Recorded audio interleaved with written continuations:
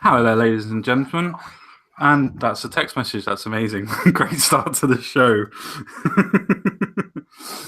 Well, welcome to my channel. Thank you very much for coming to see us today. I've obviously got the Magic Bollocks on, and I've obviously got and even better start to the show. There we go. That's better.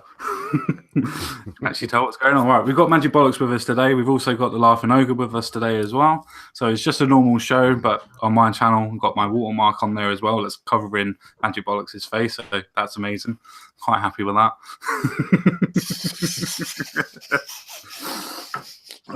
How's everybody doing today then? Oh, you really know how to make a girl feel welcome, Common Sense. It's not like you don't turn them around as well, mate. You never. Don't look at their faces. Never. Not once in my life. Yeah. My fucking mother-in-law's a bloody right bitch. Oh dear, we're going to keep this totally clean as well. That last I'm sorry. I had to do it. I was trying to use how I was, and I was just trying to play Magic Box. I just saw that on Melly on the telly, and I thought I'd try it. It didn't probably go over well. No, it sounded beautiful, Mr. Ogre. Very poetic.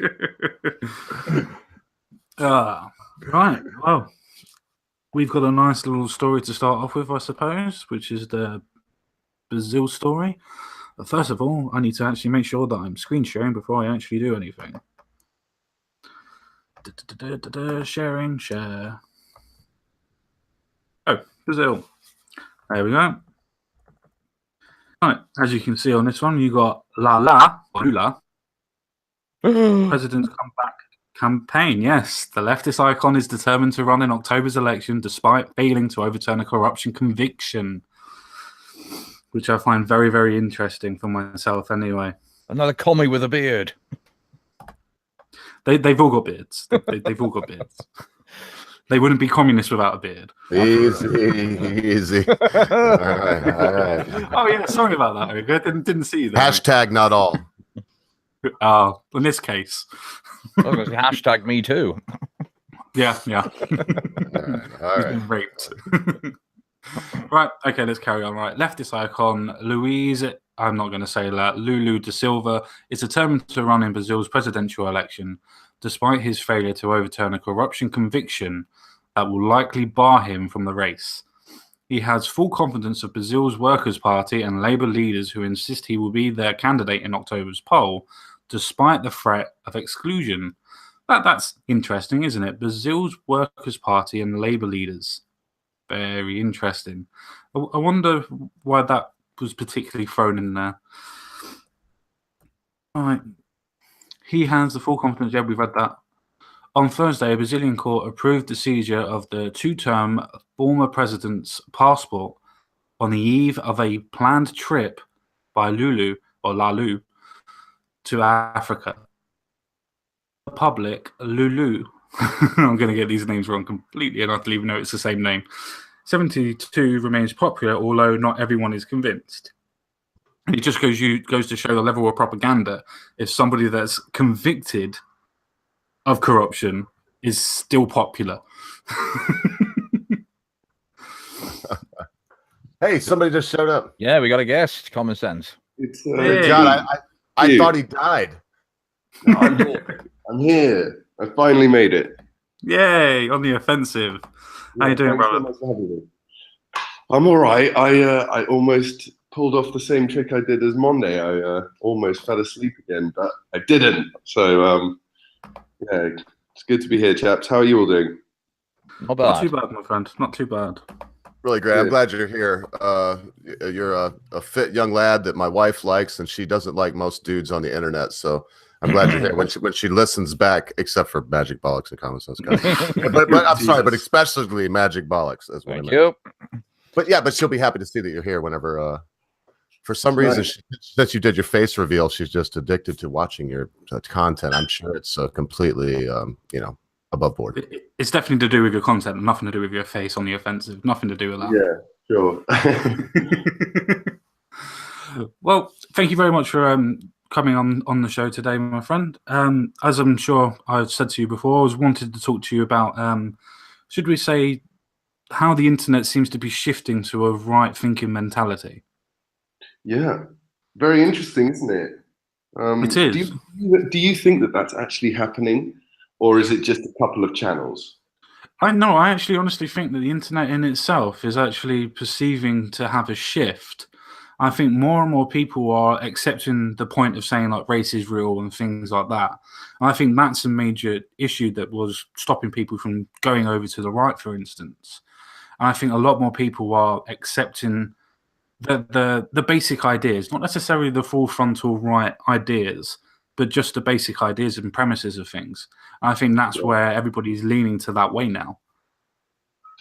Yeah, I mean, on the question of race being real, I mean, that's just, that's a scientific fact. What you do with that is kind of determines your politics, right? Because if you're going to continue to argue, you could continue to argue, like from a liberal perspective, hey, but we should treat everyone like individuals, and exactly, which is my position on that. Really, not anything that's a big deal, and blah blah blah. Or you could say, well, therefore, we need to cut off all immigration from sub-Saharan Africa. And then you'd be a right winger, wouldn't you? So yeah, I think you'd definitely be full right winging. Sorry, I think you'd definitely be a full right winger at that point to almost hit the sort of standards when you're trying to say that there are different places and different sub-Saharan like places like Africa and things like that have different forces of IQ. Now, it's good to point it out. But if you were to take that person away from that culture and that area, would that person have the same IQ? I know there's no scientific evidence to back this up apart from Nigerians, but would you classify that as a sub-Saharan African culture anyway? I don't think Nigerians are sub-Saharan Africans, are they? No, that's why I said I don't think so. I'm an expert on this, but I don't think they are. And also, in the West, we get like the most intelligent Nigerians, don't we? Yeah, especially in Africa. Especially in America. They keep on like lawyers and doctors and stuff. Yeah. No, but take Sam Harris. He totally accepts that race is real. He had Charles Murray on his show. They discussed it at length. And he's just like, I don't care. I'm going to treat people as individuals, but you can't lie about this stuff. And it's important to be honest about these things because, in the future, we might be able to, especially when we completely, when we work out, when we map all the genes to all the phenotypes, we work out, that intelligence is controlled by these 3 genes or whatever. We might be able to raise IQ through drugs, and we might be able to eradicate loads of diseases that women have. So we kind of have to be honest about these things, or else we could be holding back medical science. I think that's his view. IQ is static. IQ is static. I mean, that's scientific. It's static. It doesn't matter where you're from.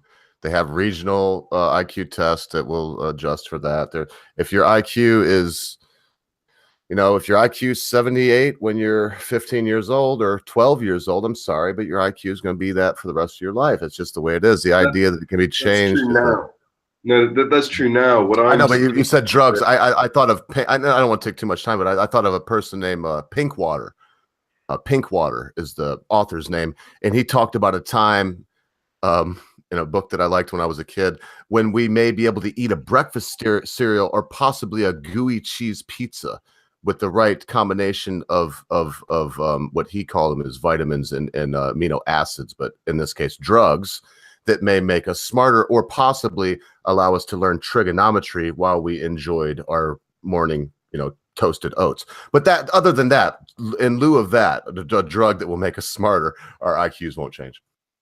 Okay, that currently, yes, I'm talking about like maybe in 20 years, they have a breakthrough. They know which genes control intelligence, and they can, like, when the woman's pregnant, say, they can give her injections, and that will mean that every single future human being just has a baseline of 100 for their IQ. And that would be, that'd be a pretty incredible thing.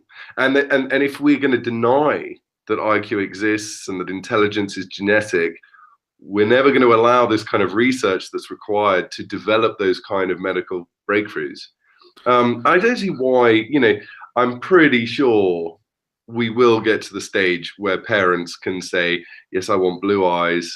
Yes, I want, I want this and I want that in my baby. I think that seems reasonable. Once we learn. Is it ethical though to do that? I don't know. Why not? Well, if I may press him, so do you not believe that IQ is because we were talking the other day, and I think I actually shut down Common Sense or someone. So if he shuts me down now, that's fine. I don't remember who it was. It's actually a Memes of Destruction, so I may be safe. But do you? I mean, nature nurture. Because I think you were listening to this. Now you'll know where I'm going, Common Sense. But nature nurture, that idea. So would you say? In some cases, I would vehemently be for nurture. If you have diabetes and you're 30 years old and you're 60 pounds overweight and you eat chicken fried steak 3 times a day, you got diabetes because you earned it. It's a disease that you earned. You didn't get it or catch it. And so it's not hereditary. But this is where I draw the line at nature nurture. So let me just boil this down, because it's hard for me to say this without being accused of being a racist on the offensive. But do you believe that intelligence is not regional / inherited? It's hereditary. I think it's something like 50 to 80%. It's just before you go any further, Naked Ape, when he debated Kraut and T about it, the social sciences and the social studies, as well as some form of biological research papers, go to the point of saying that it's only up to 50%. And the other 50% is likely to be the nurture. And obviously 50% of nature. So a lot of scientists are believing that it's 50-50. Yeah. Okay. Well, I will go with what they say. But yeah, we cannot educate people in schools in good environments and turn everybody into Einsteins. You're born with a potential.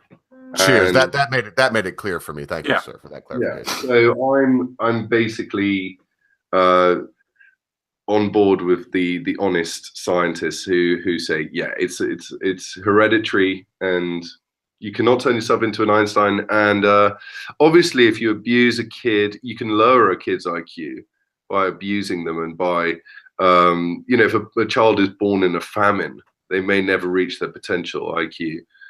But yeah, I mean, some people are born dumb and some people are born smart, and some kids are born good at sport and some kids are just crap at sport, and that's life. Yeah, that's just a human condition, isn't it? Just human genetics. Some are good, some are bad.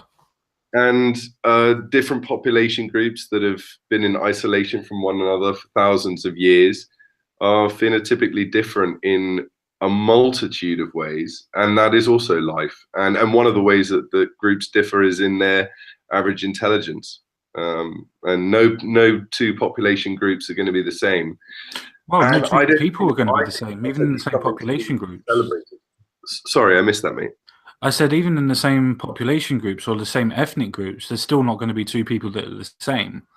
That's why I never understood the difference in races. I know obviously with the bell curve, you can cluster people in that same positions and you can gain averages, but nobody ever fits into a particular box, so to speak.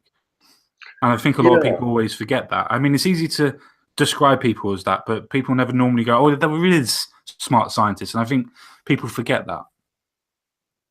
I think you're right that people certainly will try and downplay that fact. They don't want to talk about African geniuses necessarily, or at least that's not particularly a focus in the alt-right, is it? Hey, let's have a chat about the geniuses coming out of Africa.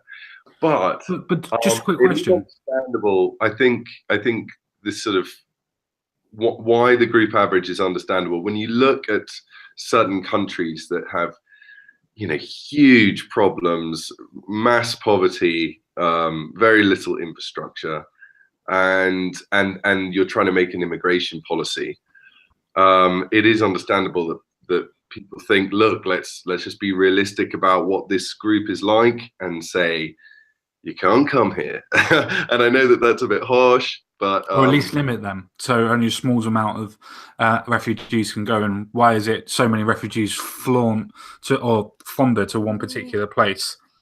Why is it that they don't go to Spain but they go to France? places like that. I think there might be something to do with a welfare system. I'm not sure on that one.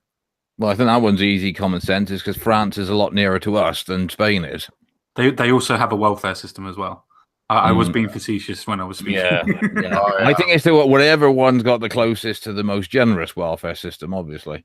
Yeah, that's true. Very, very true. But I tell you what, it takes a certain amount of cojones to do, and I don't think I'm doxing anybody, to do, so I'll leave it vague, to do what On the Offensive has done and move from merry old England to some faraway eastern land. It takes a lot more cojones to do that than it does to move from Syria to merry old England. Yeah, okay, maybe. I saw when I was in Europe, I was driving with my wife, we were going through Italy. This is last year in September. And we were in Tuscany, in the middle of nowhere, one of those areas where there are just a couple of restaurants, of roadside restaurants, and that's about it. You know, you could walk and not meet anybody for hours. And we saw a huge group of Africans carrying bin liners with all of their property inside. I assume that's all that they had, just walking through the field. Huh? What? I'm sorry, I should have stayed muted. In Tuscany. yeah, Italy's overrun. In Italy. Yeah, it is overrun with migrants at the moment. Yeah, I mean, these people, right? They come in from Africa at the shortest distance. And actually, if you check a map from one point in northern Africa to get to Sicily, it's not that far. And then they walk up through Italy, and then they aim for those big welfare states of Germany, Sweden. These are very popular countries. But yeah, I mean, but looking at these people, though, I mean, well, obviously, first it was shock. But then you think, God, the desperation. Yeah. They're walking through Italy, and they've got, you know, you hear the stories of them getting in these rubber dinghies, and a lot of people drown. You know, so 6,000 people a year drown making this journey. You know, I do think that these people have to be sent home, but I feel for them. I mean, they're desperate. Well, they're definitely desperate, but I don't think it's to the extent of what we think it is. Because, can I ask you a question on that point? How many of them were men and how many of them were women? And I bet they disproportionately were men. Yes, they were mostly men. A couple of women with them. I didn't see any children either.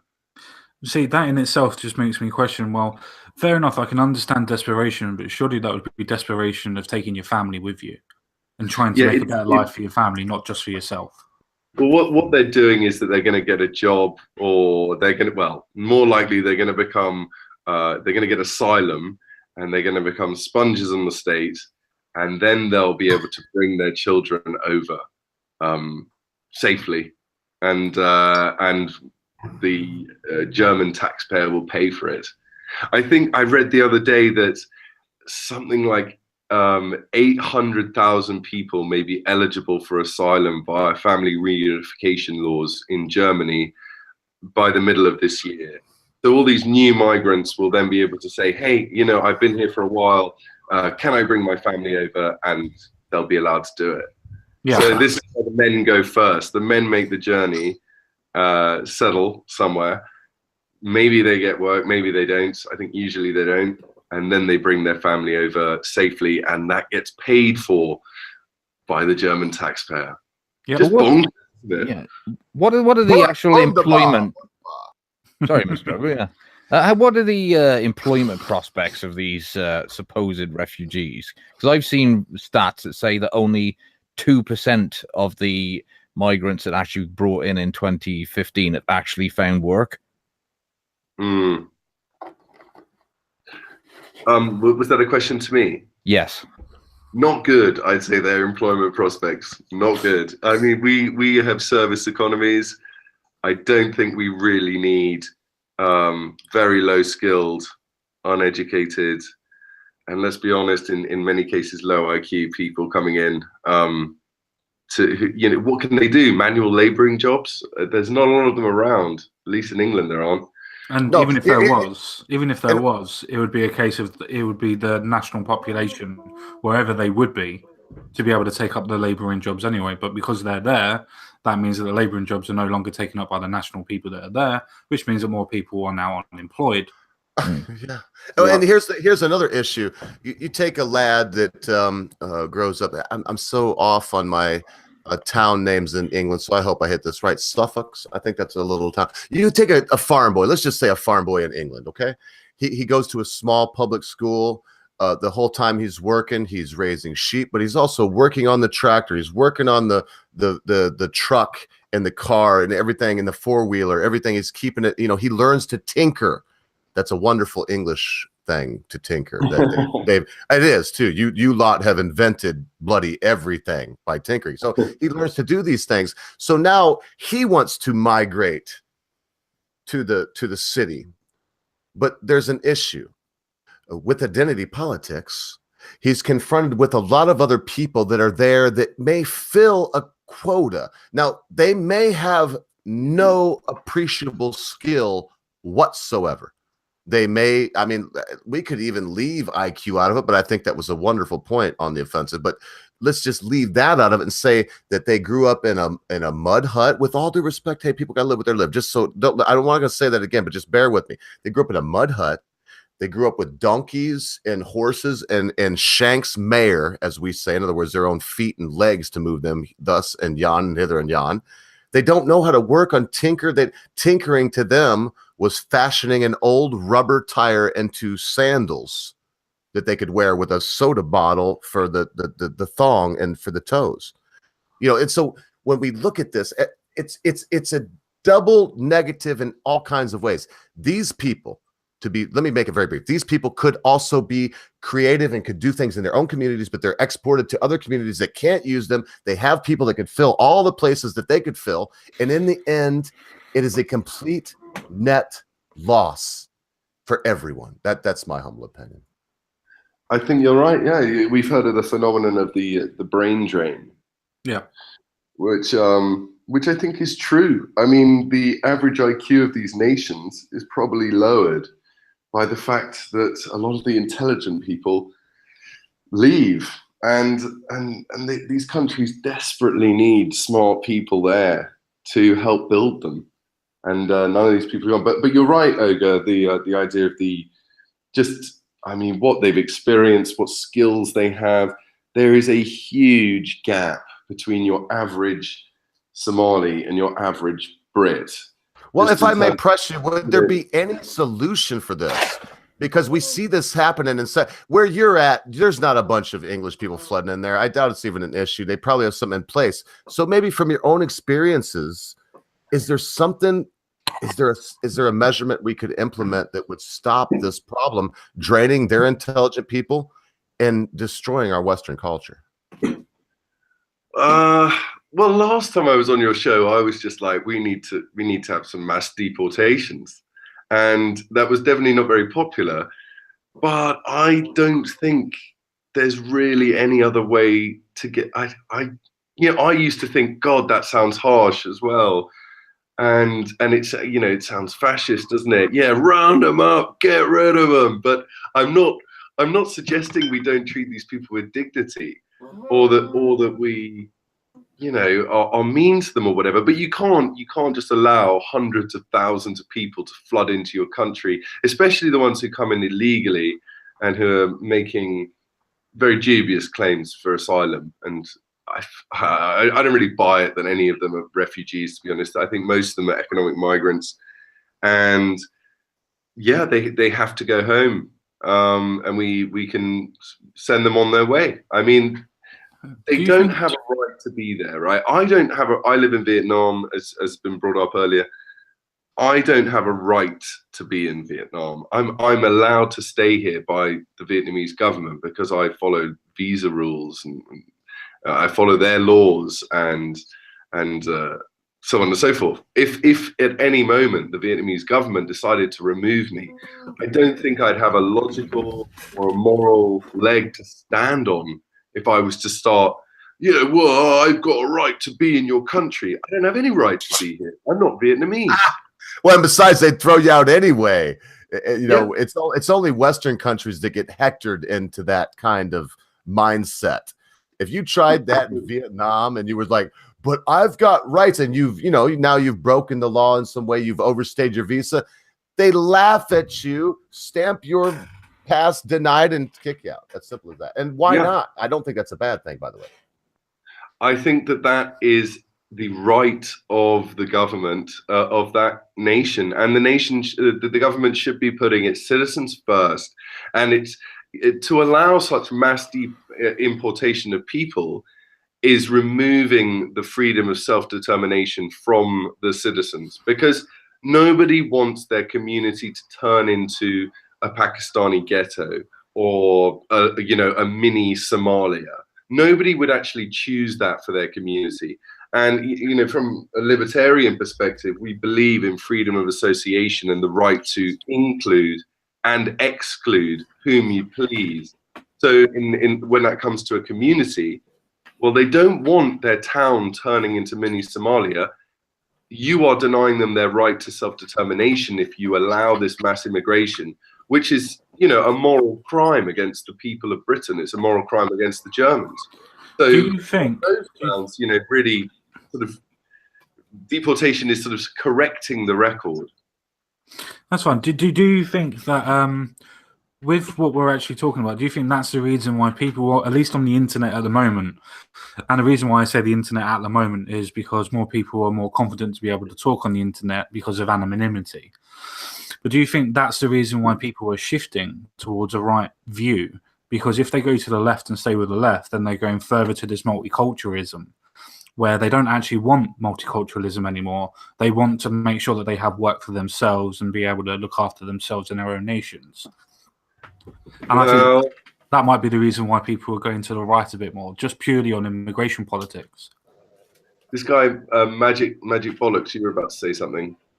No, I'm listening, mate. I was going to say with Common Sense about how this all ties nicely back into his original message about, do you think this is the having the effect on, as he perceives it, as more people leaning more right leaning on the internet than it has been up till now? I mean, I can point at my own self. As these boys, as I've told them many times, I was a socialist in my 20s.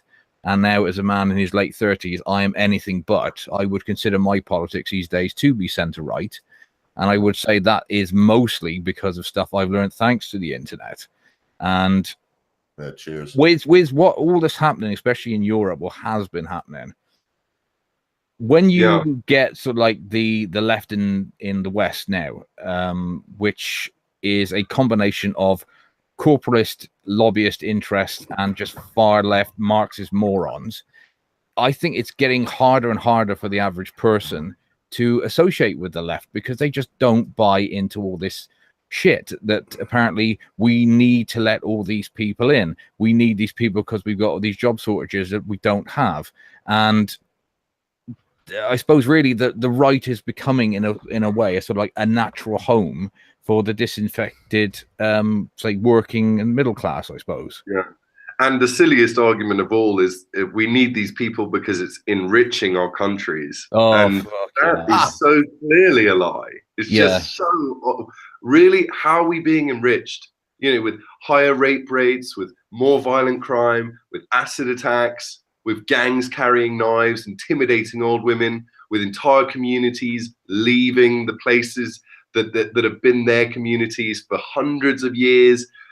Places like Newham in London going from 97% white British in 1997 to today being 16% white British, and it's a Bangladeshi area. Oh, were the people of Newham enriched? I mean, give me a goddamn break. This is just such a lie. And I agree with both of you that the left's position on many of these things is just untenable to your average, reasonable, rational human being.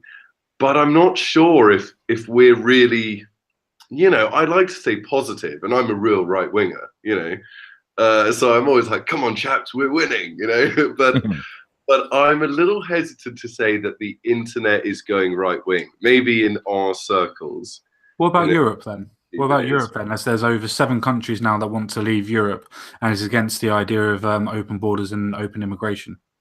Yeah, well, you know, it's hopefully we are going right. I'm just a little tentative before I say something that, like, as a fact, like the internet's going right wing, or Europe's going right wing, or whatever. I hope that's the case.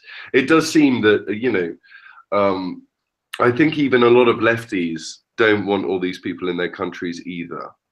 I mean, there are a lot of lefties who can be very honest, for instance, about the religion of Islam, and they're well aware that that is a nasty ideology, and that the Do you think Islamic that the process? Do you think that the idea of just, for instance, using that point of Islam, do you think that people would be under that impression of going, well, for immigration, I don't want, I'll use this term as loosely as possible, but obviously not how it sounds, those type of people coming in, and because I don't want them type of people coming in, I'm going to use what the right's going, because they're the only ones talking about it.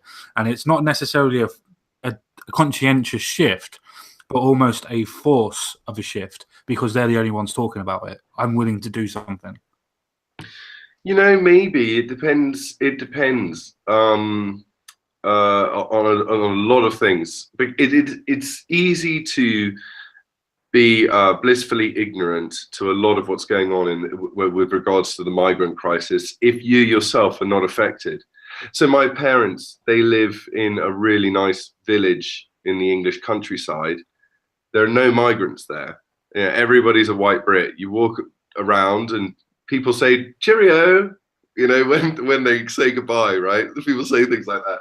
And you walk down the road, everyone's nice, everybody walks their dogs, and my old man, he votes Tory, but he really is completely clueless as to what's going on in Europe. He just doesn't think about it.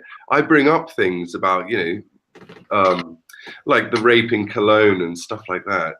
He doesn't have a clue. It's just not on his mind. He's like, oh, I'm going to work. Yeah, I'll vote Tory. I kind of want limited government. It's it's not very salient. The stuff that we talk about online, it's not very salient for them. I think like baby boomers especially can just remain lefties, or like very moderate sort of Theresa May right wingers.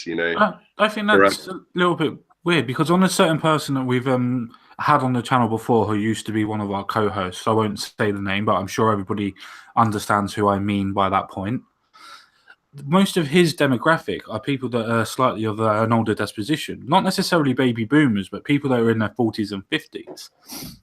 I even myself have people that are that type of age as well on some of my demographics. Now, I'm sure you would do as well on some of yours as well. But I just wanted to point out that I don't think it's just a case of that. I think that's the reason why I said the internet, or feel as a theory, that the internet is the point that it's now shifting, because people are now changing their ideas and they're looking for like this idea of liberalist or the alt-right or whatever sort of terminology or banner you want to hide behind, so to speak. Yeah. But is able to talk about the actual proper issues that are actually plaguing their issues in their minds at the moment. And unfortunately, if you're right of centre, they're the only ones talking about immigration and proper politics. They're actually hurting the common man and the common person. Mm. Yeah, but then outside of the internet, the left run everything, and even a conservative government can't be conservative. They can't be honest about anything. They can't express traditional conservative ideas because they have to be politically correct. But change takes time, though. It's the same as YouTube. It's the same as YouTube. Google's obviously owning YouTube, and yet it tried to censor people, but yet it hasn't been able to do that. Yes, I still know that it's still trying to change different bits and pieces, but people like me and you are still talking. We're still producing videos. People like Millennial Woes are still out there doing what they want to do, and so on and so forth. Baker Alaska and whoever knows what else you want to use. But they're still out there and they're still talking, using the platform. So I think the shift is starting from the internet, and I think it will change into real life soon. I think another change that's definitely happening is just the rise of live streams. And live streams lend themselves at least to people who are honest about stuff. Like if you're trying to be dishonest in your politics on a live stream, you're going to get killed. You know, there'll be someone there who'll take you on, debate you, and make you look like a fool on air. So, you know, in front of, well, if you're on the Andy Warski show, you're going to be in front of thousands of people, and you're going to look like a twat if you start pretending that race isn't real. Hey. I'd like to put our boy up against him. Do you know what? It's just Sargon got sucked in. I think I can speak for Magic Bollocks and say that, you know, we'd get in his corner, you know, we'd be like, I'll be his second. And then, you know, of course, Magic Bollocks would be the cut man. And we'd be in his corner, but we put, hey, if Spencer would like to come on here, Common Sense Guy, and I'm speaking for him, but he'll tell you in a second. Hey, bring it on, bitches. Well, again, like I've said before, is that a lot of people go into these debates with completely the wrong attitude, which is too many people go into a debate with the intention of I'm going to win rather than I'm going to have a debate. Yeah, I think that's the difference with someone like myself and Common Sense, is that we don't have that attitude, which is that if somebody tells us something we didn't know and, you know, proves us wrong, that's fine. It's okay to accept it. But there was a hell of a lot of sort of one-upmanship after that debate, and it couldn't have come a worse time really after all the Kraut and tea malarkey as well. So it did. It took a very nasty knock for the skeptic community. But my simple attitude is like, as we're doing now, we're just talking about ideas and our own points of view, and we're not going to go out of this one thinking we one-upped each other. It's just that if you can tell me something on the offensive that I don't know or got wrong, I'm fine. If I can tell you something, you know, you didn't know, I hope the same. And, you know, I just think that would be the better attitude if people have these debates, you know, not going in, not trying to insult each other, not trying to, you know, one-up each other, just talk. I felt that Sargon's attitude was not just one of I'm going to win, but like I'm going to get it. You know, I'm going to get it. Yeah. I thought he was very arrogant. I thought Sargon was very arrogant in that debate. I don't think he tried to the point. I think he had a game plan and he tried to stick to it. And though I wouldn't say that Spencer's very good at debating, but he knows his points. He knows his points very well, and he was able to maneuver around Sargon's 1 point every time. He manipulated him. And Common Sense, look, if this would have been Sargon pre-fame, and I say this with all due respect, he's been on the channel. I love Sargon. I watch his stuff every week. I'm not going to make any more apology for that. I'm just going to be honest. Had it been that he didn't do what On the Offensive just said and come in with this idea, and if it would have been 6 years ago, in fact 8 years ago, when he was really hardly known, he would have done a good job, because I think that he came into it, and as we've stated, look, I was in the debate team when I was in grade school. All through college, my whole life. The number one thing you want to avoid is you don't go in it to win it. You go in prepared. Exactly. That's the thing that they told us. They drilled into us. Go prepared.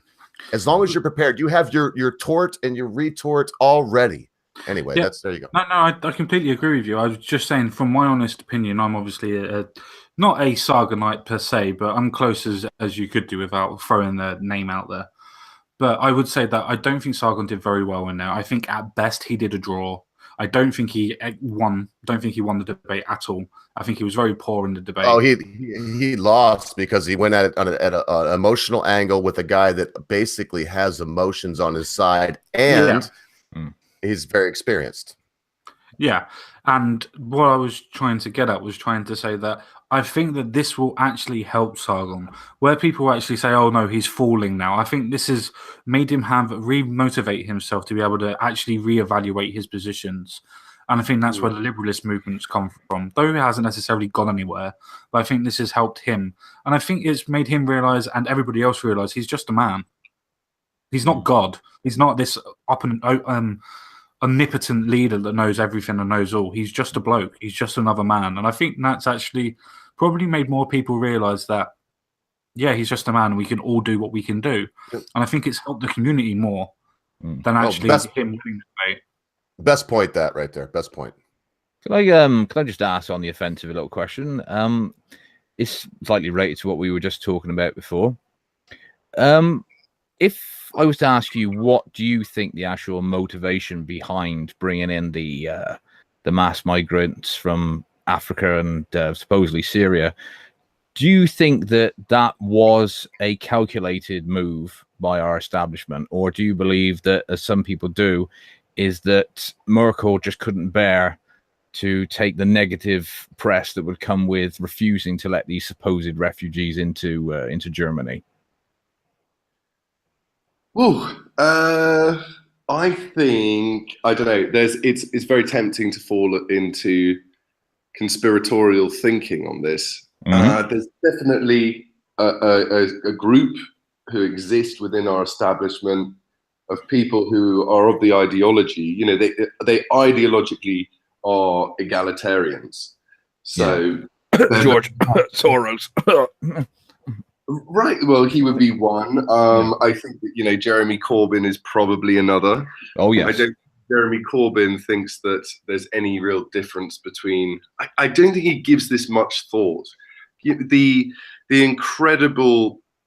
If you meet people who are into anti-racism activism, they tend to be completely fucking deluded about the reality of the world, and this, of course, leads to just shoddy immigration policy.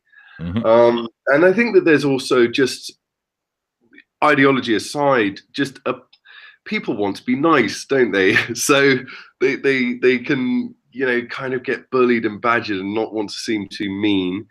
And we are very politically correct in Western Europe, which means that saying no, close the borders, it takes more balls to say that than it does to say let's open them. And we've got a culture of virtue signaling and all this sort of thing. So I don't think it's a conspiracy. But moreover, I would say it's sorry, I'm waffling on here. This is sort of point two. So yeah, there is an ideological side and there is just a cultural side. But then there's just the failing of democracy, just the fact that politicians want to loot countries as quickly as possible and get what they can now, and they really don't engage in long-sighted thinking, and they're not encouraged to. They're encouraged to think about tomorrow morning's headlines and next week's poll results, and it's all a sort of day-to-day game of retaining power, and it just doesn't incentivize politicians to think from a civilizational perspective. So when they're dealing with migrants, they don't think about the next 100 years of our civilization. They just don't. Yeah, I quite agree. It's all very short-term planning now, isn't it? And we had a gentleman on, was it 2 weeks ago? Aries, his name is, and he's a white nationalist American. And after the debate, we were discussing, you know, our theories about why, you know, we have the influx at the moment. He obviously had his theories, and he was more into the camp that you mentioned about the you know, the tin hats theories, the white genocide sort of beliefs. And I put to him, similar to what you did, which is that politicians are all completely short-term thinkers, especially like as we know in this country. They never plan beyond the next 5 years between the next election cycles. All they care about is getting re-elected. So yeah, and it's not even their job. It's not even in their. Sorry for jumping. No, carry on. It's really not their job to think of long-term stuff. That is not what they're being paid to do. Right? It's like, you know, if your boss says, "I need you to do this and this and this and this and this," and that's the way you work in your company. Well, that's what you do, isn't it? You don't start going, "Well, actually, I'm just dreaming of products we can sell in like 100 years' time." That you're going to get fired. So yes, it's all about meet that journalist, go there. Visit that school. I need the budget report on this. Oh Christ, what's our response on this issue? It's all just now. That's the political process. So these people are looking for it's you can get an easy gain in the polls by doing something humanitarian. That's very true. A quick point to add to this and a quick question. Do you also think that it might be, and this is to both of you as well, whoever wants to take it up, do you think as well that with the ideologies that the left have, that the reason why they may be so short-sighted, so to speak, is because they have to break everything down into their intersections? And I use this word on purpose so that they can focus on single issues at a time rather than trying to convolute it all together. Because if you were to say, like the Channel 4 lady asking Jordan Peterson, why does your freedom of speech trump my right not to be offended? If you were to put that into context of saying something along the lines of taking the transgender issue out of there, which everybody's all hot on, and just saying, "Oh, why is it okay for you to say that I'm black instead of saying I'm white?" It's trying to convolute the actual point rather than just trying to have it a broad brush. It's trying to single everything out. And I think that's where a lot of left-wing ideologies go down. And that's the reason why they have to form intersectionalization. So they can focus on that point. So they can go, well, this is bad. This is bad. If you look at it in an open point, it's not. Yeah, I agree with that. And my belief is that it's not just one big game plan by, you know, say a bunch of corporalists who want a certain outcome. I think it is just you've got a lot of competing ideologues or economists or people with influence who are all roughly at the moment pulling in roughly the same direction, but with all slightly different projected outcomes. Like obviously, like you just said, common sense. We've discussed this many times about the far left ideology of, you know, they've tried Marxism with class, now they're trying Marxism with identity. Yeah. So, like I said, obviously the white male is the oppressor at the moment. So everything that's not a white male heterosexual is the oppressed. So anything else can be used in identity politics. Whereas with, say, maybe the government, they will obviously use that to their advantage for bringing in or being allowed to bring in mass numbers of migrants, either from the European Union or in this case from, say, North Africa or wherever. And all it is short-term boost to GDP to make it look like the government's competent and actually are making the economy grow. Because obviously the more people you shove into a country, the more demand there is for goods and services. And then you've got things like the corporations, which don't necessarily subscribe to an ideology themselves. They just want more and more people into a country to help drive the cost of labor down. Or votes. And of course, votes. Sorry, I forgot about that. So, yeah, carry on, mate. Yeah, I completely agree with everything that's being said. I mean, this is such a huge issue, and there are so many reasons why it's happening. This is a great discussion of just the multifaceted. It's a multifaceted issue, isn't it? There's just a lot. There's not one point. The one point that you can say, and there it is. That's why the migrant crisis is happening. It's not like that episode of The Simpsons where you've got them all around the table, all plotting together. It's so many different groups who are working for a roughly same outcome, but all in different directions, really. And most of them are left and not Republicans. Yeah, you got it. Yes. I was going to make a point on identity politics. Sure, go ahead. That you raised, Magic Bollocks. By the way, your name is fantastic. I like it. Oh, thank you. I quite like yours as well. On the offensive bollocks. Yeah. Identity politics gives permission to anyone with a minority status to advocate on their behalf and behalf of their ethnic group proudly and loudly, and often at the expense of the majority of us, basically. And this is seen as virtuous. So they can go on TV and say, we need the BBC to be more diverse. You know, they'll say something like that, which means use anti-white discriminatory hiring practices. That's what I want to do. And this is virtuous when they say it, because they're caring about the little guy, and there's a hierarchy stack, and hierarchies are bad and we need to make everybody equal and blah, blah, blah, blah, blah. Nonsense, right? But also they have their activist organizations, like every single minority group in England. There's a multitude of these activist groups that have the earpiece of government ministers, that, you know, government ministers will go and meet the Muslim Council of Britain and take pictures with these people. These people have horrific views and connect. You want to hear something that's funny that goes completely with what you're saying? Labour Party recently did a gathering, a meeting, and what they call BAM people, so Black, Asians, mixed race, blah blah blah, were at £20 to come in. White people, 30. They were discriminating against white people by adding the price up, and that's for people that are supposed to be equal for everybody.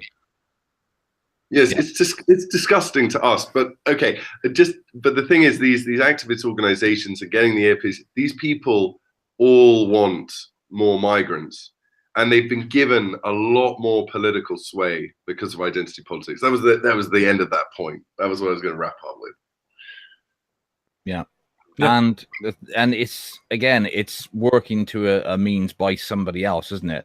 They don't realize, these fucking useful idiots, that they are actually playing into what they perceive to be as the enemy's hands anyway. Because one of the things that makes me laugh is, if you look back to, what was it, 2010, 2011, when we had the Occupy Wall Street movement, and you had all these, and you also had them in this country as well, didn't you? You had them all sitting around Westminster, you know, supposedly protesting against the City of London. And the remnants of Occupy ended up becoming part of the anti-Brexit protest that happened in the aftermath of the Brexit vote. And when a few of these lot were actually asked about it, when, you know, they were questioned on the street saying, oh, we're former Occupy movement members, they were saying, well, do you know what the three main backers of the Remain campaign? And they went, oh, it's obviously some fascist far-right group. And they went, Goldman Sachs, JP Morgan, and Morgan Stanley. And they went, and they just literally went, don't believe you, and walked off.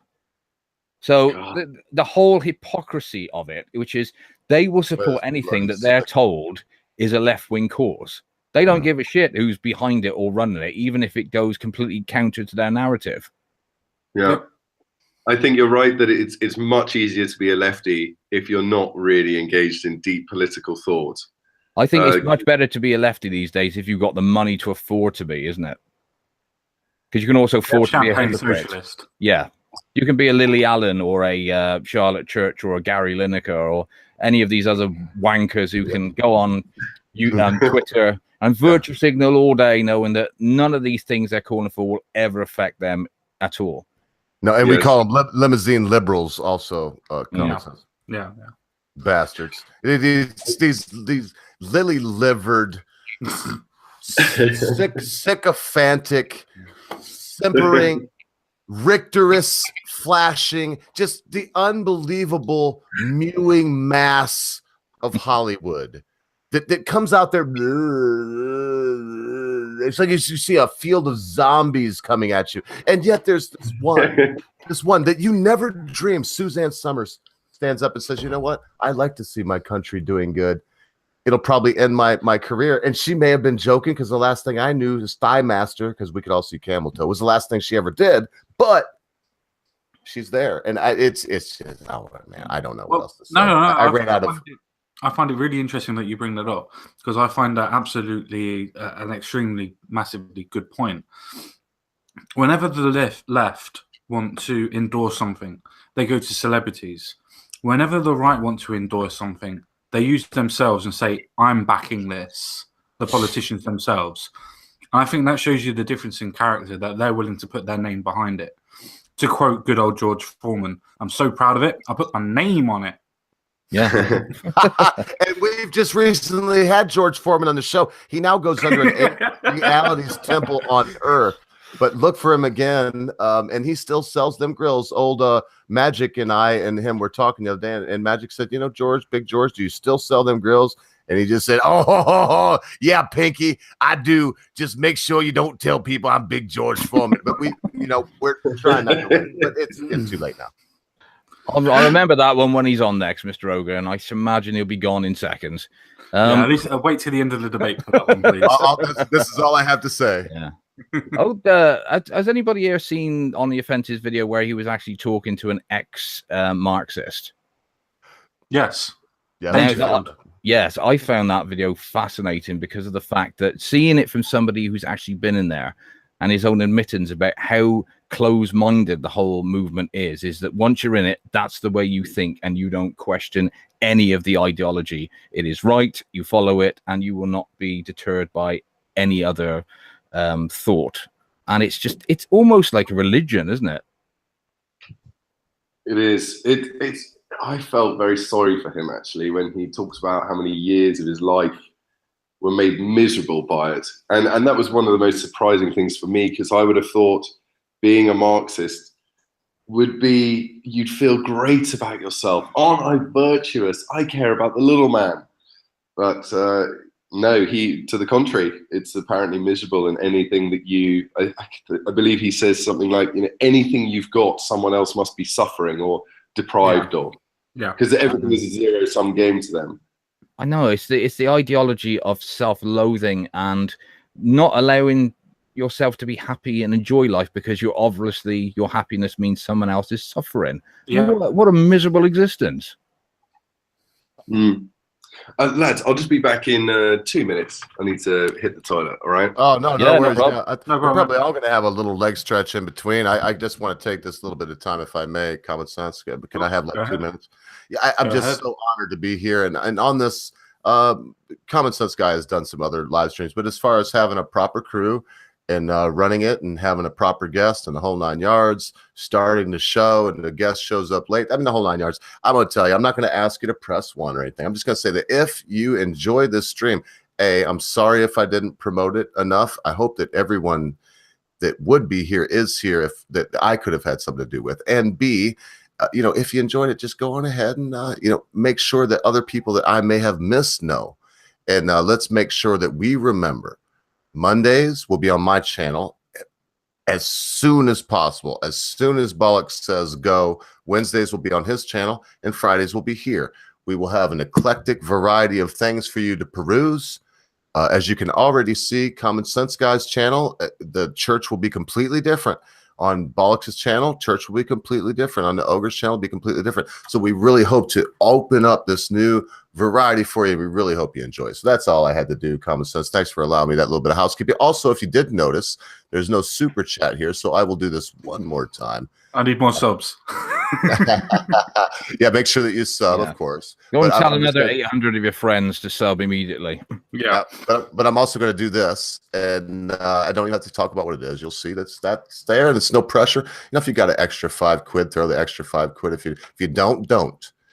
We don't hector anybody and say, oh, you're watching, so therefore. No, man, we got like Binary Surfer. He's one of our most benevolent backers, and the guy, he told us today, he said he's grumpy today because he worked 60 hours this week, and so we appreciate every quid, but that's only if you can afford it. Thank you so much, those of you that have. And yeah, Lord knows I'll tell the whole drama when it comes through, Common Sense, but I just had to fill out some tax forms, and I will probably be going off super chat directly and just be doing the same thing and tweeting out PayPal's.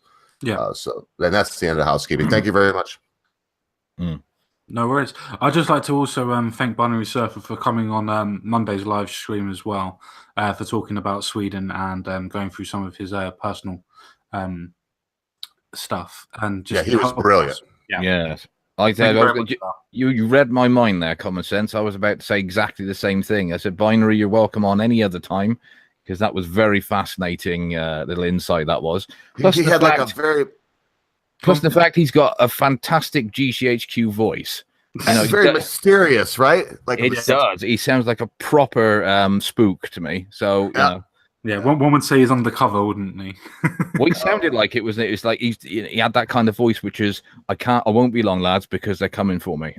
Yeah, he really had a very intriguing, clandestine sounding, if that can be a sound. I know that's not a normal verb, but very clandestine sounding voice, like we were in a conspiracy with him. I have to say that he was second to none.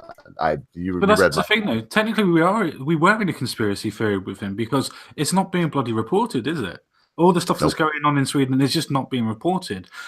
We got one decent story about the National Guard and the military having to maybe possibly go in to sort out gangs, but no sort of identification of how bad it really was. And then Binary Surfer, as he just says, thanks now, has literally just come out and actually been able to give us the proper 911, so to speak, on it. And absolutely amazing on it. We're very, very appreciative for that. Yeah, and I really do wonder whether his prediction about, his contact's prediction about it kicking off badly in the summer. And so if we do, obviously we won't see it in the mainstream, but there's obviously plenty of outlets that will report it, like Drudge and Breitbart and Zero Hedge. So it will be fascinating to see if it does happen. I don't doubt it for a minute. But remember, he made a little disclaimer and said things do spike in the summer. Yes. But he said, but this one could be a little bigger spike. So, one way or the other, he didn't take full credit, but I'll say if it's some big deal, on the offensive is back, it's time for me to quiet down. Yeah, I've been back for a while. What spike are you referring to? You mean a spike in the numbers of immigrants coming in? No, and the amount of atrocities taking place, the amount of gang violence, the amount of rapes, the amount of snatchings. Do you want to fill him in, Common Sense? Yeah, I'll pretty quickly do that. We had one of our subscribers on and benefactors coming on called Binary Surfer, who's in the chat at the minute. And I got all that. Swedish guy, great voice. But yeah, what did he say? He was saying that basically over there is a lot of gangs over there which are mostly immigrants, which are shooting people, which are raping people, forming people to have prostitutions or into prostitution rackets. Forcing the police actually out of different areas as well, to the point where they're actually now talking about bringing the National Guard and the army actually into different areas to actually look after it because the police are not capable. I thought the army thing, I thought that was fake news. No, that's real. That's real, mate. That's real. Jesus. Oh, my God. They're actually losing. They're actually having to close down certain police stations because they can't hold it anymore. Yeah. Looks like they're going to be the first police state of Europe then. Possibly. Wow. Possibly. That's how bad it is in Sweden. Yeah, and I just asked Binary. He just responded. I was going to have him pop in to kind of say it in his own words, but he's tired. He's 60-hour week. That's 12-hour days, 5 days in a row. I don't even want to think about that myself. So we'll leave him be. And thank you so much, Binary, for coming by before. So if you could have heard it from Sheffield just said as well, as Lothar Sheffield just said, the point where they're actually having so much ammunition, these gangs, they are dropping. You remember that story about the grenade that was found near a subway station in Stockholm? Sorry, you talking to me. I've heard many of the grenade stories. Yeah, they're all set by the gangs to the point where they just drop them accidentally as they're moving past. Wow. Why are they? Yeah, that's how bad it is. Why did they? But are they doing that to civilians, just regular people? No, that's the thing. The grenades hardly ever go off because they're not trying to throw the grenades. They're just so heavily armed when they're moving that it just falls off. One rolls out. I mean, but Binary Surfer was saying that a case of 6 grenades and what did he say? Common Sense. Do you remember he say 4? No, I think it was 1 or 2,000. I think it was £1,000 or £2,000. Yeah, but for a case of 6 grenades and I think he said 4 Kalashnikovs. One, he'll tell us in the chat. But it with this combination, and here in the States, a case of 6 military grenades. You pull the pin, throw it, it blows up. Might not sound like a big deal. That'd be, oh man, it'd be 20,000 quid at least. That's if you knew somebody. For me to go try to buy that right now, if not that I would or could even find the channels, but if I could, guarantee it'd cost me $30,000. Yeah, over there, £1,000 to £2,000. That's giving it away. Oh yeah, yeah. And that tells you too that they have this large supply, and that since you know what the price is, these guys are just dropping them on the offensive. They're just like rolling out of their. It's like you're going down the street, right, mate? And you're getting a Dogan out, and when you do, you don't notice, but you pull one out and one falls out on the pavement, but you don't notice that, right? So you just let your Dogan and travel on, carry on, but you've lost. That's how it is with grenades with this lot. Oh, all you can do is sorry, I shouldn't laugh because it's tragic. No, you should. I don't even know how to respond to that. It's just so insane. It feels to be funny. That sounds like you'd expect that kind of story on Vice when they're in some weird obscure African country and someone goes, yes, and the grenade just fall out and children play with them, and then the guy on Vice goes like, well, things got really scary, so then we got the fuck out of there, and you expect yeah, the cucks on Vice these days would just say, oh look, I've caught a fucking grenade of peace. They've fallen far from Gavin McGinnis, man, I tell you. Yeah. The commentary on Vice is hilarious. I was watching one the other day on Liberia, and the things. Okay, direct quotes. I remember them. Here's some just such eloquence, such journalism, guys. They said things like, the vibe here is like really heavy, and and then like it just got really sketchy. So we just were like, hey, should we get the fuck out? And then we got the fuck out. Oh, Like, but they've got the music in the background. They've got the organ going. Boom. Yeah. Oh yeah, it's scary. Dude, oh my God, I'm freaking out. Like, I can't believe the story. Hasn't Vice now turned into basically, not that I'm bothered about it because I believe in some sort of free drugs anyway, but basically hasn't it turned into a free drugs news organization about how to Well, they do have Pharmacopoeia, and they do, but it's been bought out by HBO, mate. Oh, that's why. Yeah. Gavin McGinnis and the other two guys that I don't remember their names because they're not as cool as him, and I like Gavin. They started that magazine, they started that whole thing, and then they sold it. Gavin's part was 300 million. So if you ever look at Gavin McGinnis and wonder how does he do what he's doing, and he just like, oh yeah, ha ha ha, and does well. Not too long ago, his cut of that was $300 million. That's not I think all of us would be fine on that one, wouldn't we? All of us would be quite happy with that. I might be able to pay off a couple bills. I mean, it would probably still be tight, but just bear in mind I'm Jewish. Oh dear. One day he's going to admit to being a Muslim, isn't he?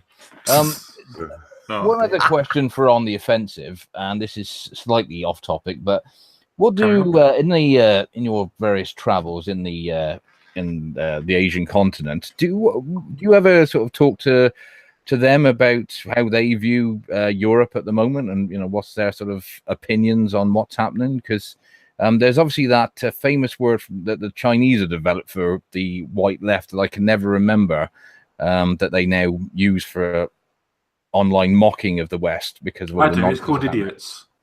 I think that's the translation, isn't it? Common sense. But yeah, apparently the Chinese are now similar to I think it would translate well to white savior. It's the virtue signaling lefty who's going to save all the minorities and people of color. Yeah, and I don't even have a driver's license, because I'm really green. This group, yeah. Okay, so what do Vietnamese people think about it? They're not really. I think some of them follow politics, but most Vietnamese don't. But I chat to them about it with my mates, my Vietnamese friends, and they don't understand. They just don't understand why we're doing it. They just think it sounds mental. They're right. Yeah, they can't. In fact, they probably wonder how can these bloody Yanks that came over here and shot, bombed, and napalmed 3.5 million of us, and just was fought to the bitter, no matter what kind of tactics, whatever, they just kept coming like ants. How can these people that fought over nothing, I may add, over fucking nothing. They threw away 58,000 and murdered 3.5 million. How is it that they're now just opening their doors to let somebody else take their country over? They must think, they really, honest to God, they must think, what fools these people are. Yes. I think with America, they're very fond of America, Then there's no anger towards America. They're really, and I think they do see it as a land of opportunity. They know Vietnamese people who've gone over there. And they call them BQ, which is like Vietnamese foreigner, whatever. So they see them as like a different group now because they've been away for so long, But they're very nationalistic and collective. They work in a very collective way.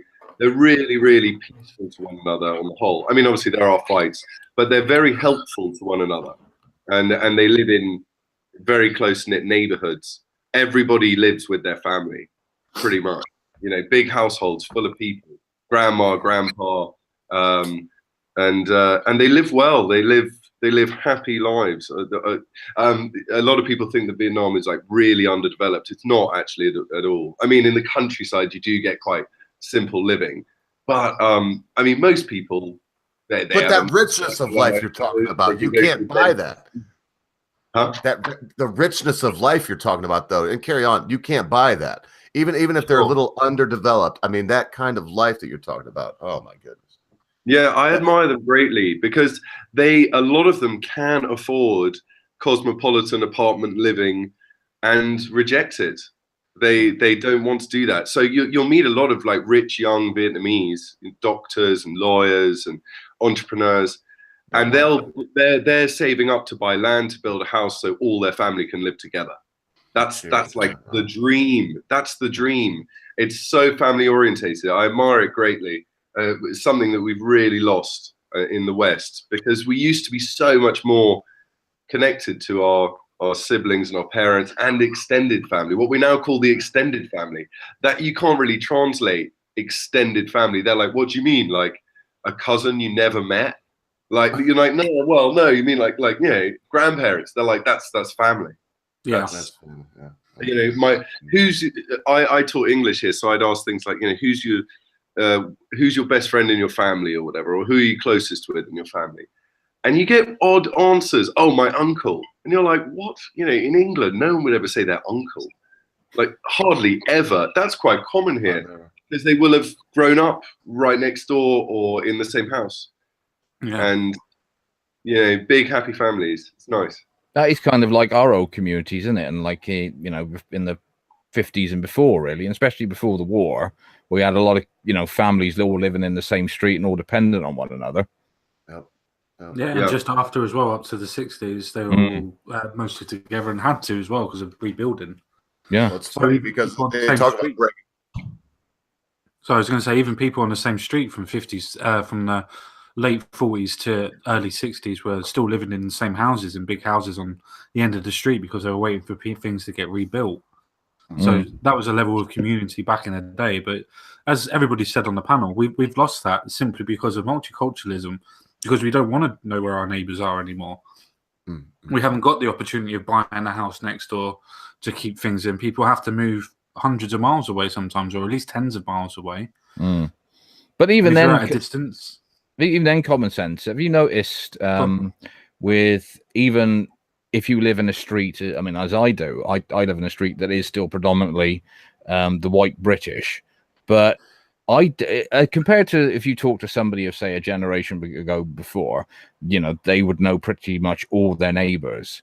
I don't really know that many. I mean, I obviously say good morning and all that when I see them, but I don't know them because the culture has changed now to people have become very isolated, haven't they? Nobody wants to necessarily get to know other people anymore. And I think part of the reason for the community spirit we used to have was because people had no choice. You needed help from your neighbors because you were so poor that, you know, either both parents working because they desperately needed the money, and so maybe a neighbor would look after the kids, or like you said, you'd have the family living in the street.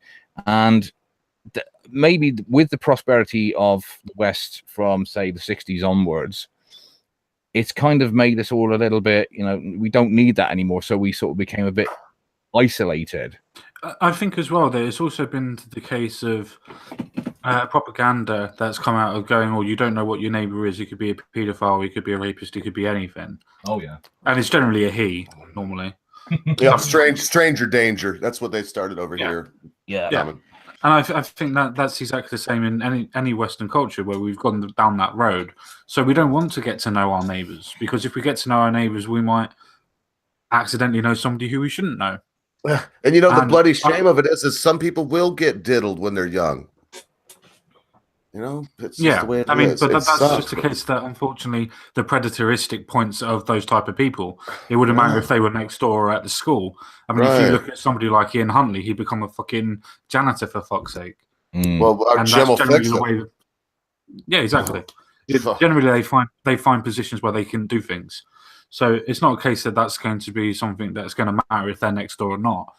But yeah, no, we've definitely lost our little sense of community. It's the same when you're in little villages where you used to have little fetes and fairs and everybody would get together to do barbecues and things like that, because I've always lived in a village or a village, and generally that's the sense of community that you used to have. You can walk down the middle of the village and you can still say hi and things like that, and you can still meet people and talk to people on the street and that, even people you don't know. You can still do that in some villages. But you go to any sort of city, everybody's got their head down, looking straight ahead and going. Nobody wants to talk. Nobody wants to say hi. Everybody's worried about what the other person's going to be doing. I think that has a lot to do with stranger danger, as we've said, and I think that has a lot to do with immigrants as well. Yeah, it's a load of crap. They don't want people together. It rings of there was some of those White House tapes came out with Nixon, and there was a quote that I can't forget because I'm whatever, everybody knows what I am, but he said, "We can't let them damn hippies and them niggers and them Jews get together and smoke pot and read and talk." That's almost now. That's I paraphrased it, but that's a very close to a quote of Richard Nixon. It's almost a direct quote. Almost a direct quote, and he did include all those groups, and it's like, what? So us Negroes and Keuchels and hippies can't get? What do you mean by that? I think he just really meant the common people, didn't he? The common people can't get together and understand what's going on. Because dividing the community is dividing the fact that people understand what's going on. Because the more you have a community, the more that people talk, the more that people realize that it's affecting everybody else in the same way, and the more problems you realize that the community has, and you can do something about it. That's right. That's right. Yeah. Have you guys read The Fate of Empires? It's a very short essay. I haven't. I forget the name of the writer. I'll have to look it up. But it's a very interesting short essay which talks about the life cycle of your average great civilization and empire. And so America would be the empire now in the essay, and England was the last one and goes back in time. But it's interesting that John Glubb. Sorry, John Glubb. That's right. Yes. So anyway, he sort of identifies this pattern, and it goes from the great outburst when this obscure people just come out of nowhere and they're fearless and they take on bigger armies, into the age of conquest. Now they've adopted better technology and they build their empire, and they're incredibly, there's political consensus between the people. They got a strong sense of who they are. They've got a strong sense of a shared interest, and they achieve remarkable things. And anyway, it goes on, and then they get rich, and towards the end, you come into the age of decadence, and this is what he calls sort of the high noon of the empire. And I think that's where the West is today. There's remarkable similarities. I mean, for instance, he talks about the Arab decline in the 9th century, and some of the similarities he brings out to today, things like increased materialism, atheism, even feminism. Yes, in 9th century Baghdad, like women were trying to get into male professions and all this kind of thing. And the historians at the time always lamented the degeneracy and the lack of religion, the contemporary historians at the time. But the guy says when he wrote it, when he did the research, he just couldn't believe how similar it was to today's West. All the same signs of sort of moral bankruptcy and just very bizarre activity. And Camelia Paglia, I think she's called, she also identifies transgenderism as something that happens before great collapses of civilizations. So what do you guys think that we may be in sort of an end of the West period? Oh, I do, absolutely. I mean, you've only got to look at the financial state of the West at the moment, and as you say, it's almost like it's human nature, isn't it? Once you reach a certain level of comfort. State? I'm talking about the state of the financial markets, the banks, the financial institutions that were basically given a sticking plaster after 2008. What I mean is, when an empire collapses, Common Sense, not only does it morally collapse, but it financially collapses as well, which is one of the main things that brought Rome down in the end. But not necessarily. They don't all go bankrupt, or it doesn't always turn out dreadfully. Yeah, not all of them. No, the Spanish Empire collapsed, and Spain just went back to being a nation state. Yeah, I mean, so it doesn't always, but very often, what happens at the collapse is invasion, either from within, because another feature is that all empires, because they're so rich, the capital cities become multicultural. And then, it can be subverted, or the character of the place changes anyway. And these people get invaded either from within or from a stronger force from outside. Yeah. So I agree with you. Yeah, I think we must be pretty close. I don't know how far we've still got left to run, but I should imagine if there's any indication of it, our elite will be making contingency plans anyway, because I can't imagine they want to be, want us going to places like the Hamptons and, people pulling them out of their mansions and hanging them from the street lamps, will they? Yeah, well, they'll be the first to go. They will be the first to go. Exactly. They would be the first to go. And then, here's one little quick issue is that what I think will happen if it's the end of the West is that it will quickly decline in the same people that have mental acuity, the stick-to-itiveness, the desire to lead, the desire to follow a good leader, the knowledge to know the difference, knowledge of whatever it may be. Because understand, if the end of the West comes, don't be under any illusion. Disabuse yourself of some utopian notion. That's out of the question. It's ridiculous. What that will mean is feudal states and an absolute apocryphal existence. In other words, Armageddon, anyone, is what I'm saying. That's what it will be if the West is at an end. It will be utter Antifa running riot in a much larger way. Well, I think that will last maybe tops 5 years, probably not nearly that long. I'd give it 6 months. And then something will come from that. And as we've seen in the past in history, what comes from that will be a more free society. So I really hope it happens and I live through it and it happens tomorrow. Yeah, I just want to add to this before we move on. Generally, it takes strong men to build a society. It takes complacent men to keep a society. And it takes weak men to lose a society. Yes. So using that point of thinking, and you can change society for civilization or change it for empire, whatever word you want to use.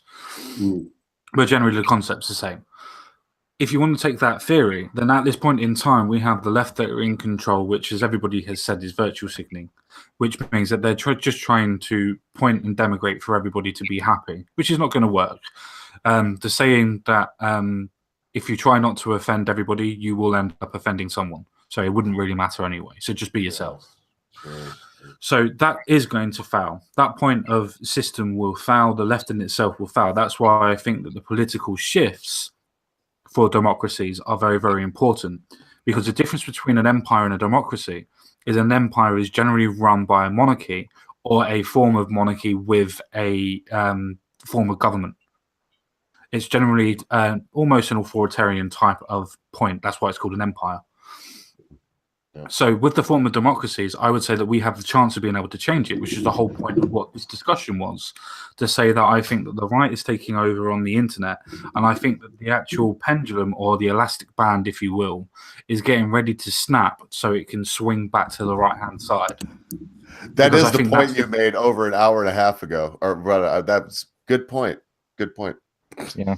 No, I quite agree. I think going to come back, but when it does, common sense, it's going to come back very quick, isn't it? Well, but Bollocks, it just struck me that is the topic he brung up, and it has taken us, it carried us this far along. No, it did beautifully and brought it full circle.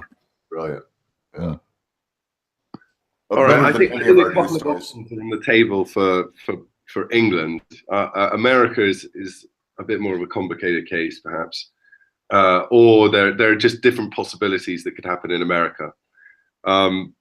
Like in America, I think well, don't bloody look at me when you want to answer to this, whatever it is. But you've got 330 million people governed from a single city. It's governed by Washington. It just seems absurd, and I don't think it can. The political divides within the society now are so extreme, and you've got people, literally fighting in the streets.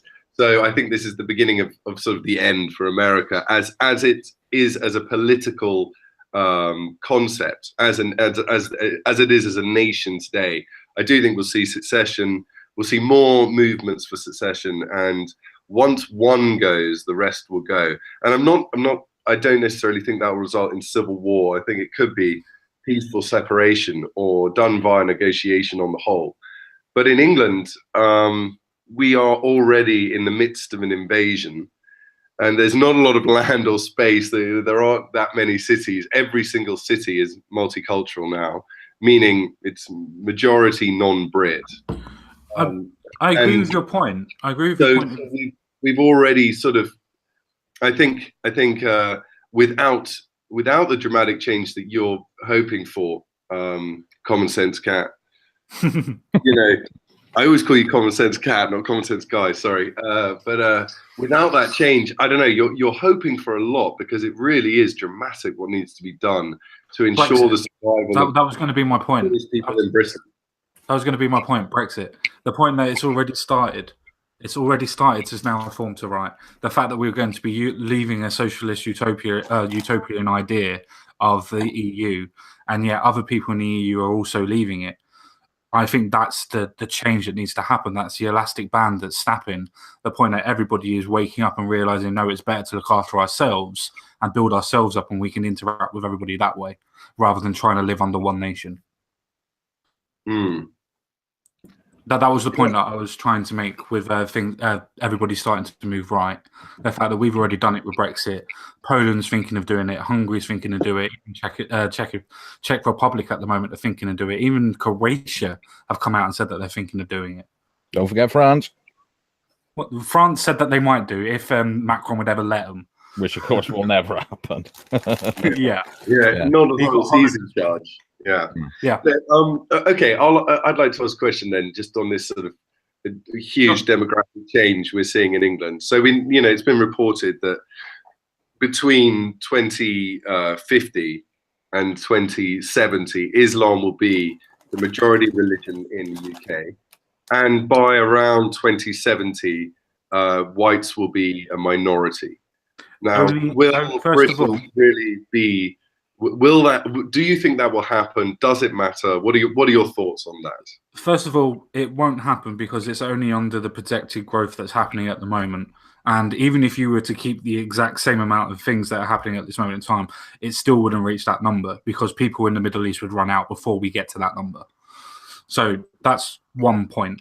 Second of all, I'll just like to add a correction that this includes birth rates. Yes, no, I understand. But it also includes the rate of immigration as well. More importantly, the same as what it is at this moment in time, or 2016, I believe, which was around 336,000 people coming in at one time, I believe. I don't know. I guess that it's done with different amounts of immigration, but it's between 2050 and 2070 these changes are going to take place. Well, okay, I'll miss that point. Summarize the information from various demographers and studies and whatever. No, that's fine. I'll miss that point then. I don't think it would get to the point of being the most used religion. I think generational people will leave the faith, the same as it takes to second and fourth generations of people generally don't go to the faith. So I think after the fourth generation, they don't generally stay with Muslims anyway. They normally integrate into society more. And have it as a background sort of thing like Christians do, or as we would do. We would have a Christianized idealism, but we wouldn't be of that faith. It would definitely matter. It would definitely matter. But if people were integrated, I don't think it would matter too much because of race mixing. I think we would generally end up becoming one sort of race anyway. Now, am I saying that's a good thing or a bad thing? I don't really know. On that point, yes, I'm white. I would like my race to stay the same, but at the same time, would I be too bothered if we're integrating and coming as one race? It wouldn't really bother me because that would be a point of evolution. So I think I'm not too bothered on that. As long as culture doesn't change too much, I wouldn't be too bothered on the racial demographic. So you wouldn't see a connection between the sort of shared genetics of a people and the culture that they produce? Like if you get into genetics, like there's a very all right argument, by the way, but the basic premise is that your biology determines your behavior. No, it's not. It's not. If I may mediate a little bit, it's not all right for you to argue that, but give your answer now. Let's don't look at it. Let's not look at it like that. We're not bothered about ideologies. Right. Just ask the questions. We're not bothered about ideologies. So carry on. Yeah, I wouldn't say that it's a point of genetics. Because if you have somebody that was supposed to be, as you said before, sub-Saharan African, for instance, if you were to take their child away before it was integrated properly, and then you'd put it into America, yes, that child would have a slightly higher IQ than what it would do in sub-Saharan Africa due to education and the point of nurture. Now, I'm not saying that it would be extremely higher, but I'm saying that it would demographically be higher than what it would be generally. That person would then integrate and have sexual relations with, say, somebody who's white or somebody who's black, who's got a very high IQ, for instance. That baby is then going to have a generalization of that point. So that baby would then be slightly higher, and so on and so forth. That's how genetics would obviously work. It takes the best from both sets of races, for instance, to create one particular race or whatever, or mixed race. So that would be my answer to that one. I think that genetics and evolution generally takes the best of each race and would make it better. Am I saying that would happen all the time? No, of course not, but it would happen generally. Mm-hmm. Okay, I think if we radically change the genetics of of the British people, of the British population, we will see a big change in behavioral outcomes at a group level, which will have impacts on, you know, whatever you want to call culture, the kind of music created, the kind of food cooked, and the way people behave and interact with one another, common customs and sayings and whatever. I think that would change undeniably. I'd like to give you a great example of that, if I may. When the United States here, as we know it now, was started with English-speaking people that looked like the whole 9 yards, it was English colonies. We talk about the 13 original colonies. We got songs about it. They were British colonies. And so if we look at what's happened now, French came here, Bulgarians came here, Hungarians, Czechoslovakians, Germans. I could go on, but we understand it'd be ad nauseum. They all came here. They started to integrate themselves, but also keep, you know, chunks of their culture. So I'm saying now that it's even with integration. And look, we have 3 Englishmen here, and I really care deeply for 2 of them, and I know another one and really like his videos. But can you lot say that I am a lot like you, other than the language and whatnot? I mean, I think we're vastly different, right? No, I'd have to agree that we're different, but I'd like to add a different point to that as well. Yep. No, I made my point. That was my point. Yeah, no, that's fine. I just want to add to it as well. You make an extremely good point with different people coming in. I mean, us being British or English or whatever you want to call, when you went out, did you have a kebab when you were going home? When you went out, did you have a curry going home? Well, guess what? They're not English and not British. But yet we've integrated and they've integrated into us and they're part of our culture. Yeah, I think what maybe on the offensive point is that we are actually importing now a culture that has not and never has any intention of integrating into the host nation it intends to go into, and that they do have a history. Only because of sheer numbers. Only because of sheer numbers. Beforehand, if it was in the 1990s, Muslims were still coming over. After all, there's over 1 billion of them in the world. Mm-hmm. If they were coming over much slowly, they integrate. Everybody integrates. If I went over to a different country, I would slowly integrate with them. Same as they come over to here, they would slowly integrate if they had no other choice. It's the fact that we put them into ghettos and we put them into different areas where they've now intoxicated themselves with themselves, and their culture has blossomed between themselves, so they don't have to learn English because they can speak to their mate that's down the road or go to their mosque or whatever. It's the case that they have not integrated properly. That's not proper immigration. That's just a force of coming over and taking over, as On the Offensive has alluded to before. But if you were going to have immigration done properly and the way it used to be done, people immigrate different parts of culture, and the culture then gets integrated into the whole spectrum of culture. And as he was saying before On the Offensive about food, music, and things like that, that's how rhythm and blues started. That's how hip hop started. That's how country and western started, and all the different forms of music started. That's all different forms of culture coming together and accepting it. That's not. Yeah. I would like to point out also that everything that you just named, because you have to go, well, except for hip hop, I think that's the only one. Everything else you named, you have to go back to the times of Jim Crow and extreme segregation. and where white people live one place, black people lived another, Hungarian people lived over here, Polish people lived over there, French people. We still have it in Michigan very heavily. If you go to Detroit, Hamtramck, it's being overrun by other folks, but it's, you know, we have that. So to get these blendings that you're talking about, Common Sense, we get these things in two ways: assimilation, and I would say stronger. And I don't know, man, we've already had it called and classified by somebody that I know wasn't just trying to but it's whatever. People can call me what they want. But segregation and assimilation. And I mean segregation in a good way, not forced, but allowed segregation, because now what we have is forced integration, and I really need to leave it at that. Forced integration, this is also very, very bad. I agree with you on a point, but the thing is what you're saying about as you said, forced segregation or segregation in itself is a case of what the point was that I was saying that's bad, because it's happening on such a high level, because there is no control on immigration.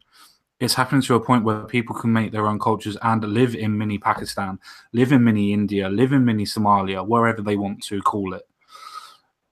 And that's but we agree that's not a good thing. No, it's not a good thing, and that's why I'm worried. Why you said that's part of it, and that's why. Sorry, that's why I think On the Offensive said what he said, because of the fact that it doesn't look, and it's very unlikely that immigration policy is going to change. It's just going to carry on bringing in. What was it? About 300. Well, no, it's half of that, isn't it? The no, that was the net figure of 2016. That was the net figure, 336. Yeah, but that included 6,000. That included European, Eastern European immigration as well. No, so that was every single form of including African as well. That's what I mean. It included everything. But what he's alluding to is the fact of people coming in from, you know, the Asian or African continents with this, you know, and coming in such large numbers. Now, obviously, what you said before is when we had a sensible immigration policies pre the sort of new Labour government, where you had maybe an immigration of around about, I don't know, 50 to 100,000 or less.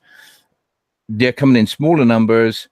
They're much more easy to integrate because they're put into small enclaves. They have to integrate because there's a small community. But for this to work again, the idea is that suddenly we have to bring immigration down to these sensible levels. There's no will on our establishment's part to do so. The only nation in the Well, what is it? I disagree with that. The fact that I know everybody's going to say, oh, yeah, Theresa May was horrible when she was at Home Secretary. And I agree, she was. But her policy was trying to bring everything down to 100,000 in immigration. She could not do that due to the fact of, obviously, European legislation of freedom of movement. There was no way in hell she was ever going to do that. So the fact that if she doesn't, after today, say that she's going to stick in the customs union, so we have to agree to freedom of movement, we can then control our immigration again and actually have borders rather than having freedom of movement. It's the point of the fact that we have freedom of movement at the moment that is fucking up the whole of our country. Hang on, by the way, if I ask you that, then why is she still allowing the 150,000 coming from outside the EU to come in, even though we don't? There is no rules within the EU that we have to let them in. Only people within the 28 countries of the EU. Because we still like to have people that we actually want rather than actual just trade. What, 150,000 of them? Yeah, a lot of people actually come from India and Pakistan, not Pakistan, India and China, and a lot of Americans come over, a lot of Dutch people, not Dutch people. But I think he meant just the sheer number, 150,000. Yeah, these are the 150 coming from, what's good. And let me ask you a question. Yeah. What's 150,000 compared to 65 million people in percentage? A shitload. Yeah, it doesn't sound a lot, but it soon adds up quick. It's not the 150,000 is not much. Remember, those people are not always staying in this country. I would ask this Common Sense without beating up on you, because it seems like we have people that are carry on. I'm happy. Yeah, I know you are. I know this just floats your boat. So let me just beat your ass there, because I know you'll come back. So look, it's not just the number; it's the number at one time. So when you take this, in other words, I'm not arguing that. I'm agreeing with you. I can take a little bit of arsenic and put it in this drink, and I can drink it, it won't even hurt me. But if I put a certain amount, keep it coming, and I drink that same amount every day, just that same amount, that wouldn't hurt me. Eventually, I'm going to drink my last bloody bitter, ain't I? Of course. Can I just say, I'd like to hear on the offensive's opinion on this as well, if that's okay. Cheers. Yeah. To the point of integration and assimilation. So people integrate as much as they have to survive. You don't normally want to do it. You don't want to give up your culture and your identity, who you are. It's very difficult to do it. I'd say in some cases, it's pretty impossible to completely assimilate yourself into a foreign culture. I've lived in Vietnam for many years. I'm not Vietnamese, and I'll never be Vietnamese. It doesn't work like that. And now if I went to America, perhaps I could say that I was an American. Maybe that's a different story there. But I think there's certainly, when it's drastically different people, you're not going to get a guy from Somalia becoming a Brit.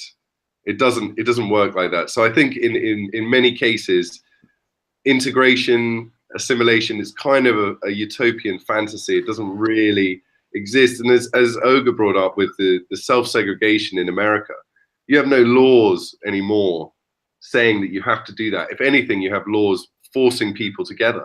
And yet you go into a church and it's going to be a monoracial church, like in America, almost every time. I think something like 85% of churches in America are monoracial.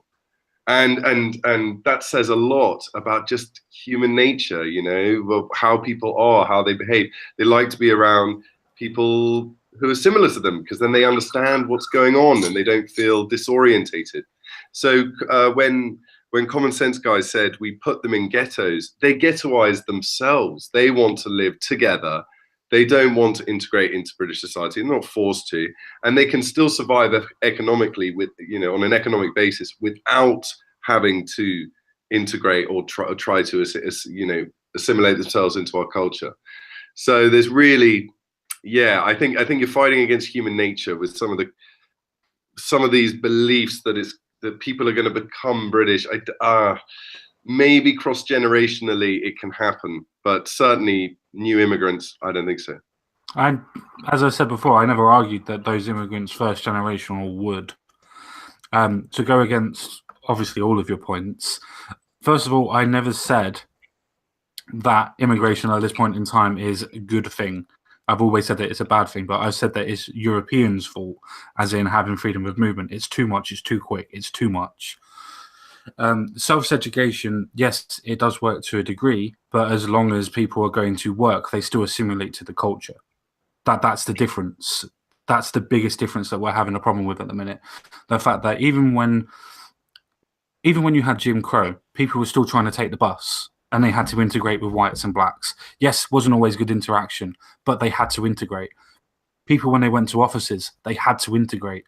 So when working, they would have to integrate with other races, and people realize that there's nothing wrong, and they would integrate with the cultures, had a bit to theirs, had a bit to ours, hence why our culture is an English culture. I mean, for God's sake, we have curry, which is Indian. We have fish and chips, which is French. We have kebab, which is Turkish and Middle Eastern. Man, every time you say fish and chips is French, it makes me hurt inside. It does me as well. It does me as well. It really does me as well. But I have to point that out every time because people think, oh, fish and chips is predominantly British. It's not. All right, common sense. Listen, before these other boys, and this is all I'm going to say, and I'm going to let them go because you and I are too good at mates for us to argue on live. I'm only going to say this one thing, and that's it. Can you at least consider that what you're talking about is an assimilation of cultures where you get the best of those cultures, yet they still even speak with your accent? Whoever has not noticed, I say bloody and isn't it? I mean, the things that I have changed in my vocabulary because I hang out with TheBritisher and with Magic Bollocks and with the academic agent, with, of course, the Common Senseguy, my main mate. And it's rubbed off. And not only that, I want to be part of the crew. I want to be part of the group. And my group usually includes exactly. You want to assimilate. Okay, so that's my only question to you. Can you see that what the argument that you're making, however valid, almost feels to me like an appeal to emotion? Because no, definitely not. Okay, and I'll leave it at that and let the rest of the boys. The reason why it's definitely not is because if you went down to California, they would have a different dialect or regional dialect to what somebody in Michigan's going to have.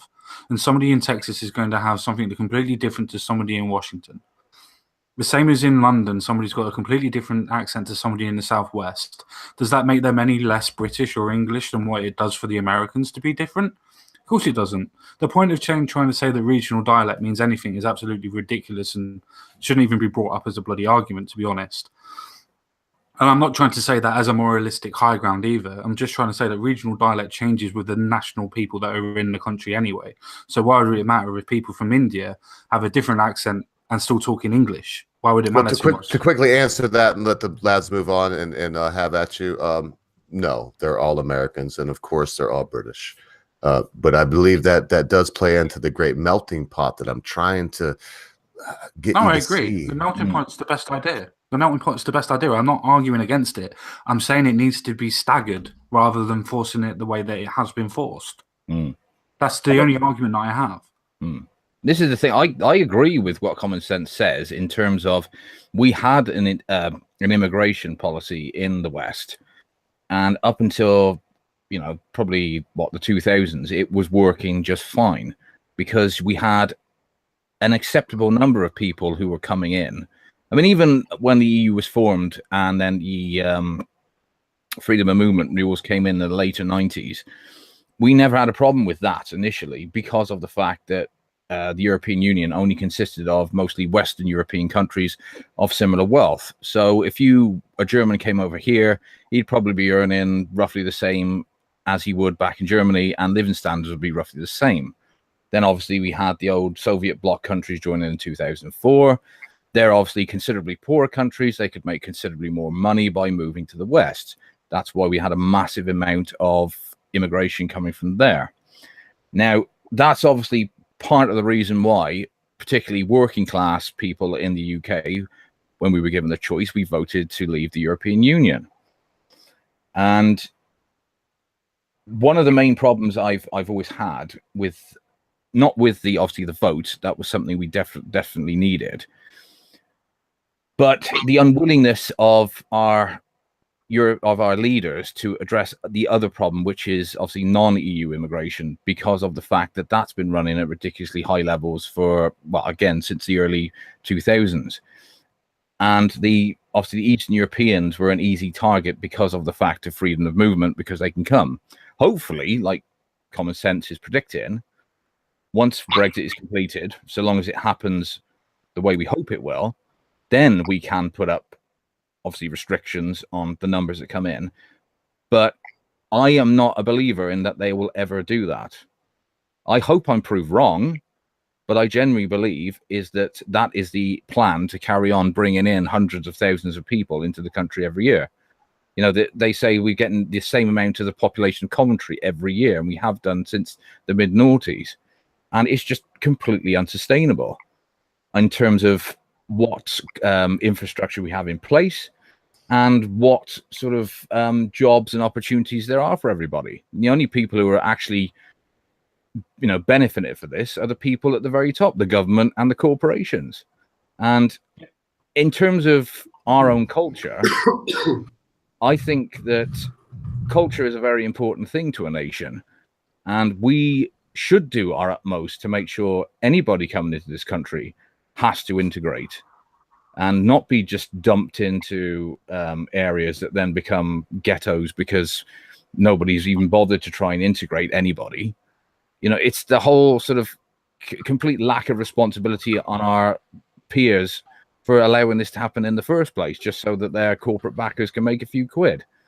And in, say, another 40 or 50 years, I can't even begin to imagine what Britain will look like. We might have found the answer to all our problems by then, or it could be, as On the Offensive said, we could be demographically very, very different.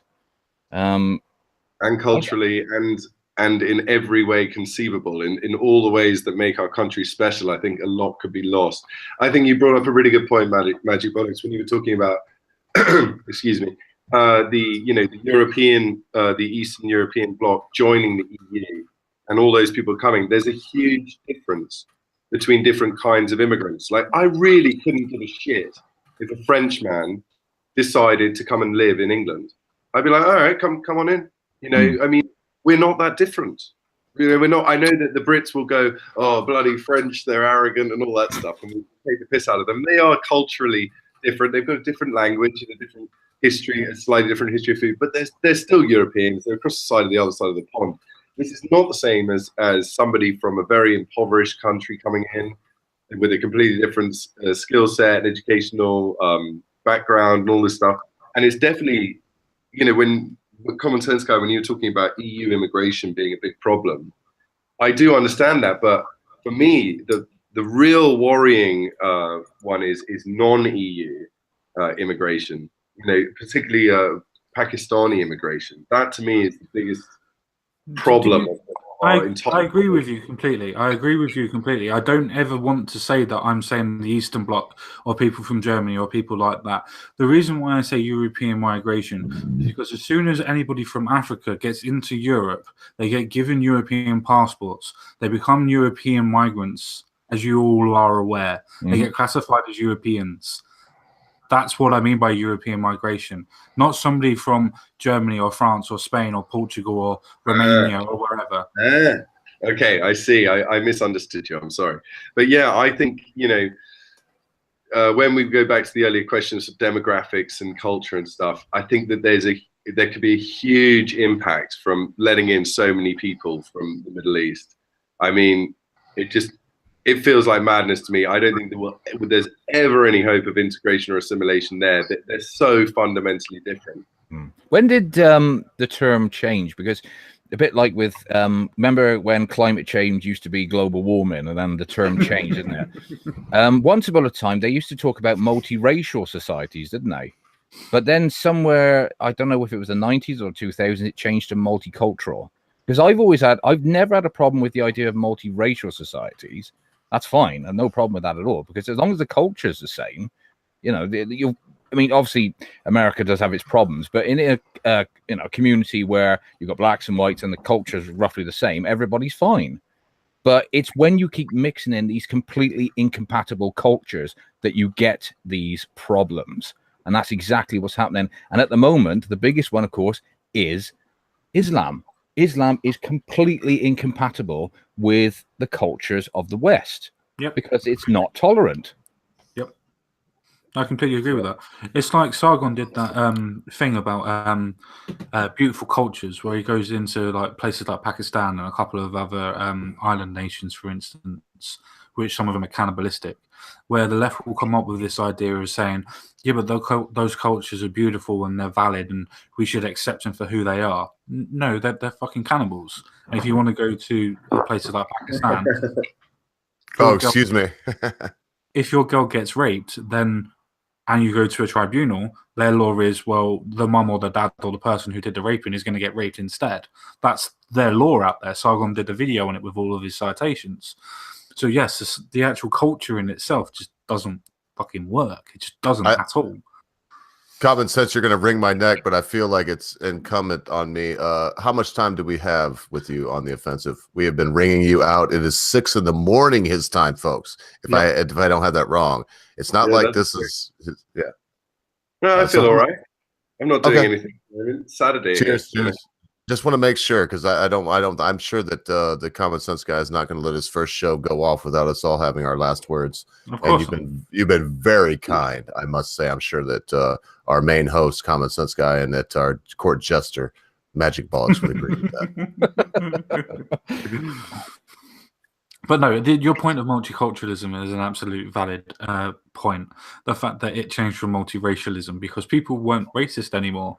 That was the point. Most people just don't give a shit about races anymore. So what, you're black, I don't really give a shit. Do you still speak the same language as I do? Do you still want the same things? So what, you're from Asia. Do you speak the same language? Do you want the same things? Yes, you do. Well, I don't give a shit. Come join me for a beer. It doesn't matter about race anymore. The fact that it's now changed to multiculturalism is the idea of creating, as we said before and touched on, the point of cultural Marxism, being able to create a demographic to say that it's oppressed. Yeah, Yeah, just like we said earlier on, it's back to that one group who wants to push that ideology. Yep. Yeah. At least that's my opinion. What does everybody else think? I think in a way, chaps, I'm going to have to disagree with you a bit. I do see a relationship between multiracialism and multiculturalism. I'm not sure, it's a hard nut to crack, like how much is just the way you're raised and where you're born versus your sort of genetics and your biology. It's a mesh, right, that makes a person of those two things. So you can definitely have, success stories and wonderful people coming in from around the world. Say for instance, for sake of argument, say that they're all third generational or fourth generational, and they don't have any grandparents left anymore, and they're all integrated into proper schools of any country that you want to use. Yeah. Would they then, at that point, become part of the culture? Yeah, I mean, yeah, I imagine so. Sure, cross-generationally, yeah, probably would. But that's the point of culture, then, isn't it? Not a point of race. Well, yeah, I suppose. But what I'm saying is that there is just a relationship there between. There is a correlation. I'll give you that. It depends on the generation of it, but there is a correlation. Yeah. So if you radically change these things, and I don't know, I just do see them as related. So multiracialism and multiculturalism, it's kind of like, well, what's the real difference there? I mean, you're saying, well, there's no difference, but I mean, whenever you have a multiracial society, it is always inevitably multicultural. Well, the thing is I wouldn't say, I said it can work. I didn't say necessarily did work, because I acknowledge that there are problems. Like, why is it disproportionately in black communities that you find gang violence and gang culture? Because they're not integrated properly. That's the problem, that they've now gone into their own ghettos and they're now forming their own subculture away from everybody else. That's the problem. You look at Chicago, for instance, which is, correct me if I'm wrong, I think 98% black. Is that right, Ruka? Oh, it depends upon where you're talking about. Chicago, South Chicago, it's up in the 90s. Yes. Is that self-segregated though? Well, I mean, listen, folks. I said it before. Okay, there's a culture in. Well, let's use Chicago. There's a culture in Chicago right now in certain parts, and I go to Chicago. Me and Mrs. Ogre, and my business partner, we go to Chicago at least twice a year. We can stay at the Hilton on the Miracle Mile. Man, it's so beautiful. Anyway, and when we go there, we go to Buddy Guy's right behind the Hilton, and right off Michigan Avenue, and we go to King's Pizza, and everything's really expensive, man. I had a shot of whiskey called the Whistling Pig. It was 30 quid. I shit you not, for a shot. I shit you not. And it's beautiful, but that area, there's a lot of white people. There's some black people. There's a lot of Asian people, probably more than there is white people in the places where so now if you go south of there, yes, there's South Chicago, 90% black. Is that relevant? Maybe. But what there is there's crack cocaine. Just like I'm talking about the other things, I'm going to tell you what's there. There's crack cocaine. There's prostitutes. There's any kind of drug or whatever that you'd want. I'm not even saying drugs.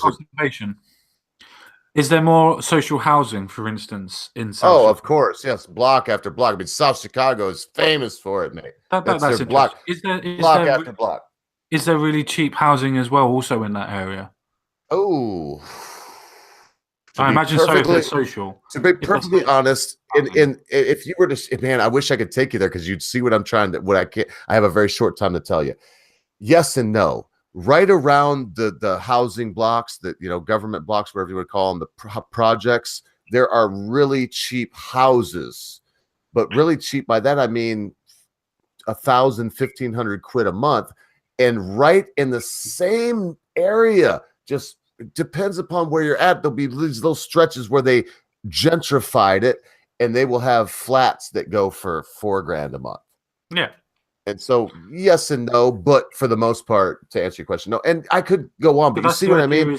That's the idea of self-segregation, though. The fact of it is you buy what you can afford, and if you can only afford social housing, then you get put into particular areas. Now, if more people in that area are going to be black, then they're going to conjugate in one particular area. That's all I mean. No, and I can't stress enough that let's remember, we're talking about Chicago, and we're talking about something that used to be self-segregated, but now is forced segregated. So in self-segregation, yes, there was majority black on the south side, majority Puerto Rican and Mexican on the north side, majority white, and actually Polish, Italian, and Canadian and Central, and there's others mixed in there. But now forced integration, you have these. Oh my good Lord. You don't, the only place you can go is where I spoke of, where the four of us lot would sit there, and you of course would all look at the Jew at the end of the night to pay the bloody tab, because beers are $12 a beer, and you know, a shot of good whiskey is 30 quid. And so if you, like I said, you'll look at me. Can I come in here? So yeah, of course. You know, this self-segregation, forced segregation thing. In America, there's obviously the hangover of Jim Crow, where they had zoning laws and only black people could only live in certain areas. So you do have like areas that, you know, were historically like black ghettos. But let's just think, okay, I mean, they are now free to move where they like, and you know, it's a totally different situation, but they do remain in these areas. There's a video online of driving through Detroit, which as we know, you know, used to be a white city, and then transformed into a predominantly black one. And there's cars on fire. There are like young girls like twerking outside liquor stores, and just horrible behavior, prostitutes everywhere, a lot of drug use, and it looks awful. Now you can sort of blame this on, well, they're not integrated or whatever, but the people have chosen to behave like this. This is the culture that they've chosen to behave, to create. And I don't think you can get away from that fact that the people make the place. You know, if you switched it up with, I don't know, like if you switched a village with you know, and put the same people in that video in my lovely village in England, they would do exactly the same thing. And that's, you know, that's just sort of a reality of life. It's not a very nice one, I suppose, but I think it's undeniable that it's not the government forcing them to behave like this, or welfare dependency that's, you know, broken apart their society. I mean, that's part of it. You know, there are other factors. I never suggested that. Well, and I gotta interject very quickly too. I want to get this in your mind as you carry on the offensive. Before, when you talk about black ghettos, before forced integration, before it was supposed to be starting to make it egalitarian, they were very safe. The marriage rate was up in the 70s. I think it was high 78%. This is during Jim Crow, all these things. And now the black ghettos are, so I mean, if you could keep that in mind also, I mean, any answer you could give to that, or any solution to this kind of thing. I mean, what on earth, we think about these things, and Common Sense makes some good points. Yes, we have Curry, and I can't go through it all. We know what we're talking about. But where do we draw the line and say, no, birds of a feather flock together? It doesn't mean that one bird thinks it's fucking better than the other fucking bird. We just want to have our own birds, and that we all seem to do better that way, in my opinion. Yeah, I agree with you, Edgar. And you make a good point about the staggering. Thomas Sowell wrote a lot about that, the decline of black communities in America. I wonder if it's because all of the intelligent, like, I mean, around what, 78%, I think, of blacks in America are in the working class or above. So they're not in those ghettos. So really what you've got, I mean, I imagine this is going to sound really harsh, Jesus, but like, you know, most blacks in America are doing well. And then you've got this left behind who never got it out of the Jim Crow neighborhood. You know, they never got out of that area. And I suspect. Can I ask a quick question? I can't say it. It's so harsh, but I suspect that. Can I ask a quick question first? Because I know where you're going. Would you say that that's to do with the fact that they live in the Jim Crow, or because generationally they've lived in Jim Crow and formed their own culture away from the integration of America in itself? Ah. So what, is it all Jim Crow or is it? No. Because of Jim Crow, it gives them the opportunity, so to speak, for that demographic of people to form their own culture because they're generally away from America culture in itself, as in working and things like that. So generally, they have formed their own culture. Do you think that's due to the fact that they have been away from the American culture in itself, or do you think that's the idea of them making their own culture in their own, shall we say, colony? Well, I don't know. It's very complex issue that it's kind of, obviously they were forced to segregate, right? So there was no choice then. But they've been. When did Jim Crow end, Oga? 1960. 1960. Yeah, I want to say 1963. It might have been but it was early 60s. Yeah, I mean, so that's a long time. What is that? 3 generations? Nearly possibly 2 4, generations. possibly 4 generations. So long that I wasn't born when it happened, and I'm an old ogre. Yeah, yeah. So the fact that this persists, I think, just shows something that's true and inherent in human nature. But clearly, I mean, they used to have much more tightly knit and safer communities with higher marriage rates and less infidelity, and so we can look at things like the war on drugs or welfare, the disruptive and negative effects of welfare dependency on a community. And the fact that all of the smart blacks have left the ghettos and are now working in nice, they're living in nice neighborhoods away from all of that. Which is the point of what I was trying to say about the generational point of causing a culture. The fact is, you quite rightly said, it's now a 2nd to 3rd generation of people that are now in that area where their mother was able to have 2 or 3 children by themselves. So they kick daddy out, so to speak. Or dad's not expected to be there so he can buck and run. Yeah. Or he's in prison. Or he's in prison for selling a bit of weed, whatever. Yeah. But that part of the culture that has now been developed in that area, is that due to American culture or the culture they have created themselves?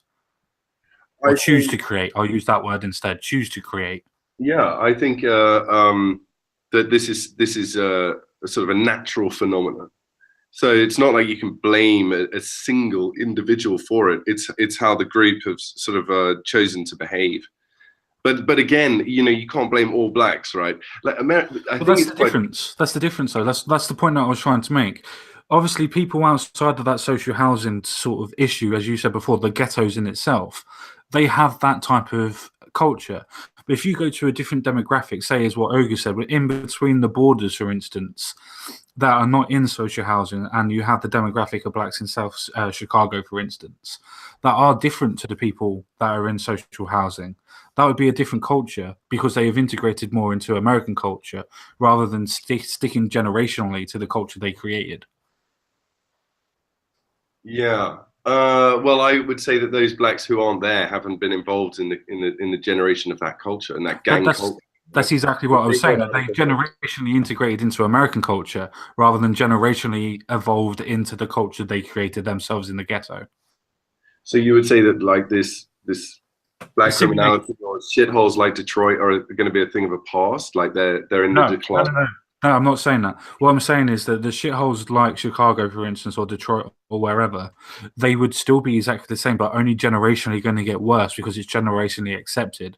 The fact is they need to be separated and then reintegrated for that to change. The culture needs to change by reintegration rather than it being allowed to perpetuate the ideas that is going on at the moment, like the Crips and the Bloods and the things like that. Those ideas need to be stripped away and changed by forcing them to have reintegration.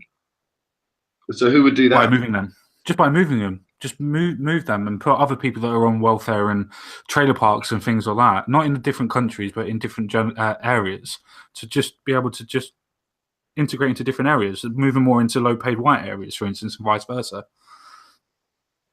Do something like a house swap. I don't know. I think you might create rather a lot of racial tension if you did that. Yeah, that sounds very socialistic, that Common Sense. No, not particularly. Not particularly, because what I'm trying to say is that you don't have to force the issue on it. You can ask people, do you want to change into different areas? And if somebody's got a trailer park compared to having a house with a garden and things like that, generally, they're not going to really look around the area. They're going to say, yeah, let's have a look and let's take it. You're going to get race riots if you did that. You're gonna have social unrest if you try doing that. Because most of the blacks don't want whites coming into their neighborhood and living there, like, and they will take to the streets, and they'll bring up historical examples like, you know, I think they did this in America too, where they take away the black kids and put them in a white family, but they definitely did that in Australia, and they bring up that, and social justice warriors would go mental, and that's an impossible one. Yeah, possibly. I mean, that would be the outcome. But it's a nice idea, and it'd be great if, you know. No, it's not. It's not a nice idea. Actually, it's not a nice idea. What I mean, your intention was good. Right, well, the idea is absolute fucking wank, but it's a nice idea. I do kind of get a little bit tired of people always making excuses for criminality. I was talking to I'm not saying anyone here is doing that, right?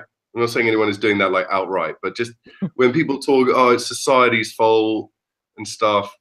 I was talking to a mate the other day about the London riots. You know, 4 people were murdered in those riots. They burnt down their neighbors' businesses. They vandalized small businesses, private property, things like salons and kebab shops were attacked by just thugs in the street, and they looted Adidas shops. And my mate was going, oh, it's society's fault. And that's an expression of their rage, and they're oppressed, and they haven't been, he didn't say this, but maybe he could have said, and they haven't been integrated properly into British society or whatever. And I'm like, no, look, these people are doing it. This is part of their culture to riot like that every now and then and rob. Like, that's part of their shared behavior. And I don't know what the solution is, but I feel like it does kind of ultimately rest on them. Olga, what do you think of that? Well, I was going to say, I think it's a really good idea to end it there after Olga's last point. Yeah, because I was just going to say, I'm going to save it for my last word, because we've been talking at the side, and you're a great sport. I can't believe you hung in this long as early as you started, but I'll save it. I think Common Sense Guy has something to say. Yeah, I'm gonna have to go to bed very, very soon. I've been told, and I've been given my marching orders, so to speak. So if everybody wants to have their last words, we'll start with On the Offensive as the guest. We'll move on to Magic Bollocks, then to the Ogre, and then I'll end it. Why don't one of you guys go first? I'll concoct something as you're going. I'm not going before this, rookie. No, it's all right. I'll go first. Give him a chance no worries. Think. Cheers. I will say to everybody that we are all different because we're all individuals, but sometimes you need to ask yourself, what can I actually bring to the table as opposed to what can I actually take from it? And half the problem we've got these days is too many people are trying to take stuff from the table instead of adding to it. And until we as all individuals can realize that we can get out twice as much if we just put a little bit in. And at the moment, too many people take in, not enough people give in. And that needs to change. I don't know who's got the will to actually make that change. I just hope somebody will come along. Maybe Trump's the man. I don't know. I doubt it. But somebody needs to come along, make a big change, and start making what needs to be done, and fast. Common sense theory that the internet is moving to the right is completely legitimate in my belief. And at the moment, the left, as On the Offensive said, is pretty much in charge of everything. And like once any ideology gets in charge of anything, it becomes authoritarian. And they are doing their utmost now to keep the power, because they can see that pendulum, or the elastic band, is beginning to reach the tipping point, and it is going to go back to the right. And my theory is it will happen very quickly. We've already had an inclination of it. Brexit and Trump, even though I don't necessarily think they are right-wing ideas, more libertarian, I would have thought. But once it goes to the right and the right starts to become the establishment again, they'll also become quite authoritarian. And every ideology has its place. Every ideology has its time. We just have to try our best to try and keep everything as free as possible as we possibly can, and not to allow ourselves to be, under the thumb of some kind of, dictatorial system. Whether or not we'll do that in our lifetimes, don't know. Who knows? But as long as people like us four can carry on debating it, then we know we still have some level of freedom, and long may it last. Yes. Cheers. So thank you, everybody. Thank you, everybody in the chat. As usual, thank you very much to my panelists on the offensive. It's been an honor, mate, and I hope you come back again soon. Thank you very much, Mr. Ogre. I've got to get this the right way round. And, of course, to our host today, Common Sense, thank you very much for letting us on. And it's been a wonderful experience, this. Let's do it again soon. Cheers. Yeah. I love you on the offensive, but I'm not giving up my spot as going before Common Senseguy. Okay. you gotta go now, lad. You got a good voice. Use it. You'll be fine. All right. I always feel put on the spot when I the last time I think I just thanks for having me, and I just want to. You'll do fine. Just carry on. Crack on, mate. Chin up. You guys are great fun to chat to. It's been a thoroughly stimulating discussion, and even waking up at 4 a.m. for it.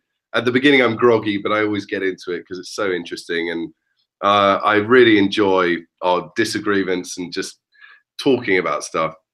I think that there's sort of this: is it within us inherently versus is it the political ideology or the culture has been sort of the divide and how we see society. I think that ultimately history can teach us that political ideology is important. I'm not saying it isn't, and culture and stuff is important, but almost the most important defining feature of a civilization is its spirit, is this will to triumph that defines a people and makes them great. And the West is in an age of decadence and decline. And it's sad, and we wonder, is it all lost? And is there any hope for it? And, oh God, what about this problem? What about that problem? But I think if we can refine a sense of spirit and a belief in ourselves and in old-fashioned values of community, and then there is hope. And just to give a quick example, there have been empires in the past which have regained their course, and it is certainly not all lost, because men in decadence can be called to action very quickly, time and again, who were enjoying sipping on their tea and living nice middle-class lives, and then told your country's being invaded, get to the trenches, and they do it. And remarkable bravery and courage is still within the British people, and I think we shall triumph. So there you go. There's my final say. Thanks so much for having me. Buddy, brilliant. Thank you so much for that, young man. It's young kids like you that give me a hope in the future. I don't care if you live in some place in Vietnam or if it's like a cult of Lich and he lives somewhere else. I don't really want to say right now. I don't think he even likes the country broadcasted, but in somewhere closer to you than England is to you now. And I tell you, man, it's yeah, I'm not going to try to be sycophantic or be a simpering fanboy, but I will say this: you and Uzulu are the two. And the lot here, Common Senseguy, especially because Bollocks don't do shit. He just sits around and whatever he does. He's got a day job, the poor guy. But you three are the ones that I watch. I'm not I'm a Sargonite, I guess, in a certain way. And I've got to get to my last word because Common Senseguy already says he has to go. But without, as I said, cyber filleting you, I will say that, I watch your videos. I wasn't joking about my wife. She likes your stuff. She watches you too. I think you're second only to Razor Fist, and she does like, for whatever it's worth, a beautiful, and I think I can get some an amen on she's beautiful. A beautiful 42-year-old woman somewhere in America would rather you show your face. So for whatever that's worth, take that. Just very quickly, Trump the solution? No. Now I want to go on longer, but I wasted a lot of time right there in the beginning. Didn't waste, but I used it. So no, we're the solution. Web going to the right? Yes. As I said, we're the solution. It's not to the right. There's a balance between logic and illogic. Tonight, we talked about things that were science. We talked about things that were pseudoscience. Some things are logical. Some things are illogical. Some things work. Some things do not. Some things are productive. Some things are counterproductive. There is middle ground in some of these things, especially when we're talking about logical things. And now when it comes down to straight, perfect logic, no, there is no middle ground.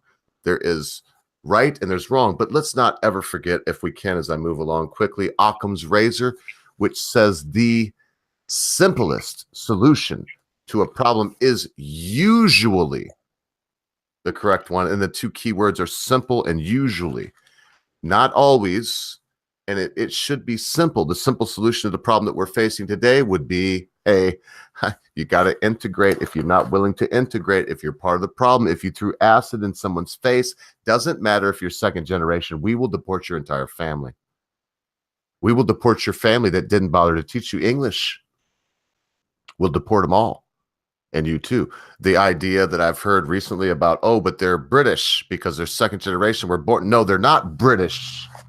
When they do not speak English, when they do not recognize Guy Fawkes Night as us Yanks recognize Halloween, all of that good stuff that is to be British, they don't appreciate a bland porridge and a hot cup of tea on a cold night. And so just wrapping this up, I'll say that we have to stick together. Birds of a feather flock together, as I said before. And was it better before? This is my final word, common sense, so that you can be prepared. This is it for me. Yes, when we had voluntary do whatever and there will be nothing done to you, i.e., Jim Crow days, but outside of Jim Crow states, because then you say, well, it was forced in Jim Crow. Okay. What about Ohio in the same era? It was very, very segregated, but it was by choice. And then you had the busing. My mother grew up in a little town called Cumberland, Maryland.